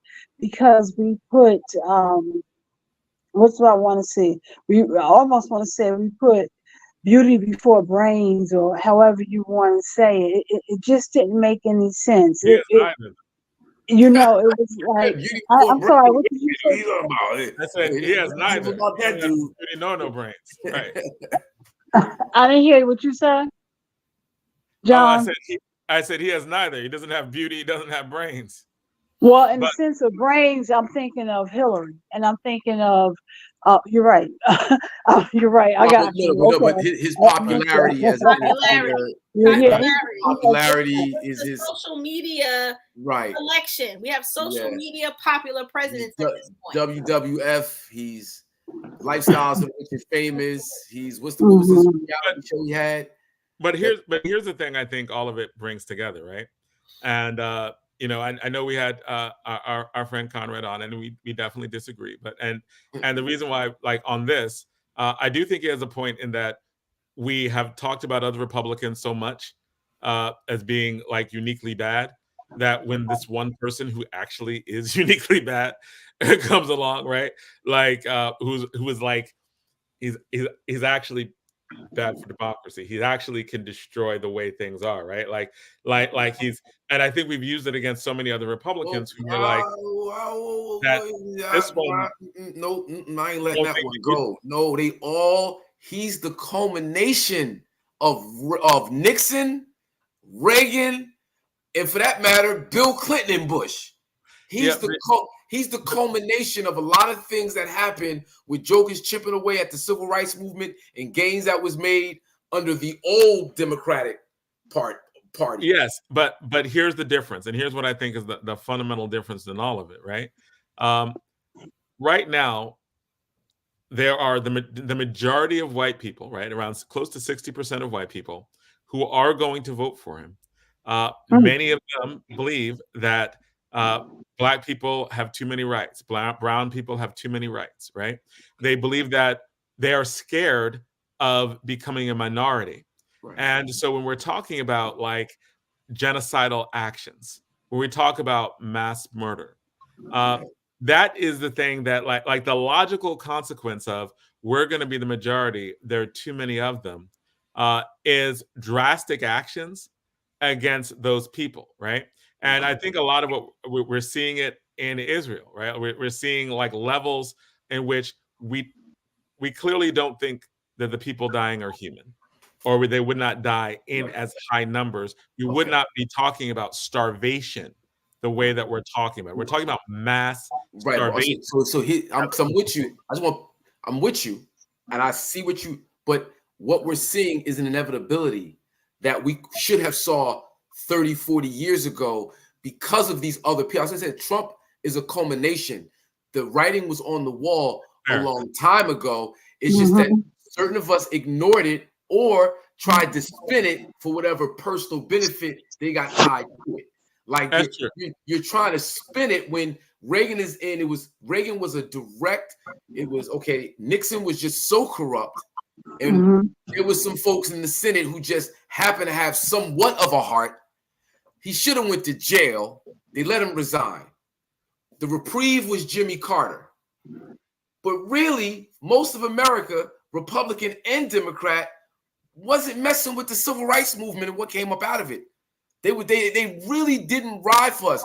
The progressives, small minority of people entering the Democratic Party through the 80s and 90s helped make the Democratic Party seem what it is today. But really, Joe Biden, he signed a crime bill. Right. In order for a Democratic president to get in seat, they had to prove we was going to be hard on these unions too. Right. Right. So it's a culmination. I'm saying I don't want to, because we didn't vote for certain Republicans, man, they was Donald Trump. They just didn't have the swagger he had yet. Fair. It was him. Now I know we reached toward the end of the program, right? Like, and I thank all of the guests that came on, right? Like, we had a wonderful show tonight. So I want to thank my sister and Larry Hamm for coming on and talking about the book. So there's a book signing tomorrow at 2:00 at the Newark Public Library, and everyone should go to. Amazing book written by two brilliant people. One was my sister. Big shout out to Annette Alston. And yes, Annette Alston is my big sister, right? So big shout out there, and thank you so much for coming on. Also, thank you to Conrad Tillard for coming on. He's always brave, right? Like, because we think very different things, but I appreciate the conversations. The conversations make my arguments better, right? And the perspective is important. And also, thank you to Naseed Gifted coming on in terms of Afro-Futurism, and the projects he's working on. Very proud of him. Always honored to work with him. And thank you, Hakim Green, for coming on again. Thank you for having me. And always a Newark's ambassador of hip hop. We always appreciate you and what you Thank do, you, right? sir. Like, so anytime this platform, and great, and Kaleena, I'm always happy to learn from you as well, because like you have done so much, not just for the city. I think you have done things that have national import, that are important nationally, that people should look at, right? Like I think there's so many dynamic people we have doing incredibly good work with this city, and you definitely are that role model, that person that I think that always has to be supported in the stuff that you do that is good for everybody. So thank you for coming on this week of All Politics Are Local. Any words? And of course, when I'm saying that, Principal Kafile said absolutely, right? So he's a fan as well. So Respect, so, big bro. yeah, right. So is there any announcements anybody else wants to make? Oh, also tomorrow is going to be a busy day. In the morning, unfortunately, going to a funeral of one of our co-hosts, right? Like of the in the Disciples, Pastor Ali Bryant, right? Love you, man, and we'll be honoring you. So We will thank you. be celebrating the life of Dr. Pastor Brian, Pastor in the Hood. We will be celebrating the life that he lived, and he lived well, and he was committed to what he did, and we're not going to mourn. We're going to celebrate all that he has accomplished, his commitment to life, and how he was serious about what he did and how many lives he touched. And we will begin to know them as they continue to grow, the young people, the people who have turned their lives around. So tomorrow will be a celebration. We're going to hold our sister up. We know that these are the days that are, when you lose a loved one, that they're easy because everybody's around. But we're going to be there. There's 365, and I believe we're going to double that, and we're going to be there in the morning, noon, and the evening to make sure we're holding her up, and just to let her know that we're here for her, however she needs us. And if you have been listening to her podcast that she's been coming on, and she's been saying that she knows that God has made no mistake, and God is helping her as she transitioned, and she is thankful that Pastor Ali had put a camera in her hand, I think, in one of them, she said, and told her, as you know, she's a breast cancer survivor, and told her to go back and live her life. And with that camera, and that's exactly what she's doing. And she has memories of many people, of her and her baby, and just tomorrow is a celebration. And Pastor Ali, I know you were welcomed by many when that transition came, but know that we got your baby down here. We have her. Yep. So thank you, Donna. So that's it for this week. One last thing to say. We was going to talk about this in the first few minutes, but there's a positive development going on that's part of the movement that of really great policies for Black people that can get like the things that you work on, Kaleena, the things that Keisha Yuri works on. I think that the things that so many people in this city work on, I think are about to get highlighted in a very positive way about solutions to problems when Raz is running for governor, right? We're going to talk about that on the show a lot, but I think that I can't really understate the importance nationally of Raz's campaign, because we always want to talk about solutions to problems in Newark, we've been presenting solutions to problems that literally have been copied on the state level and then on the federal level. And it's like a not really talked about story, but it's going to be talked about. And in the implementation of that, I think the rest of the country is going to benefit. So until next week, signing off, and be safe, and thank everyone, but be safe. Peace, everybody.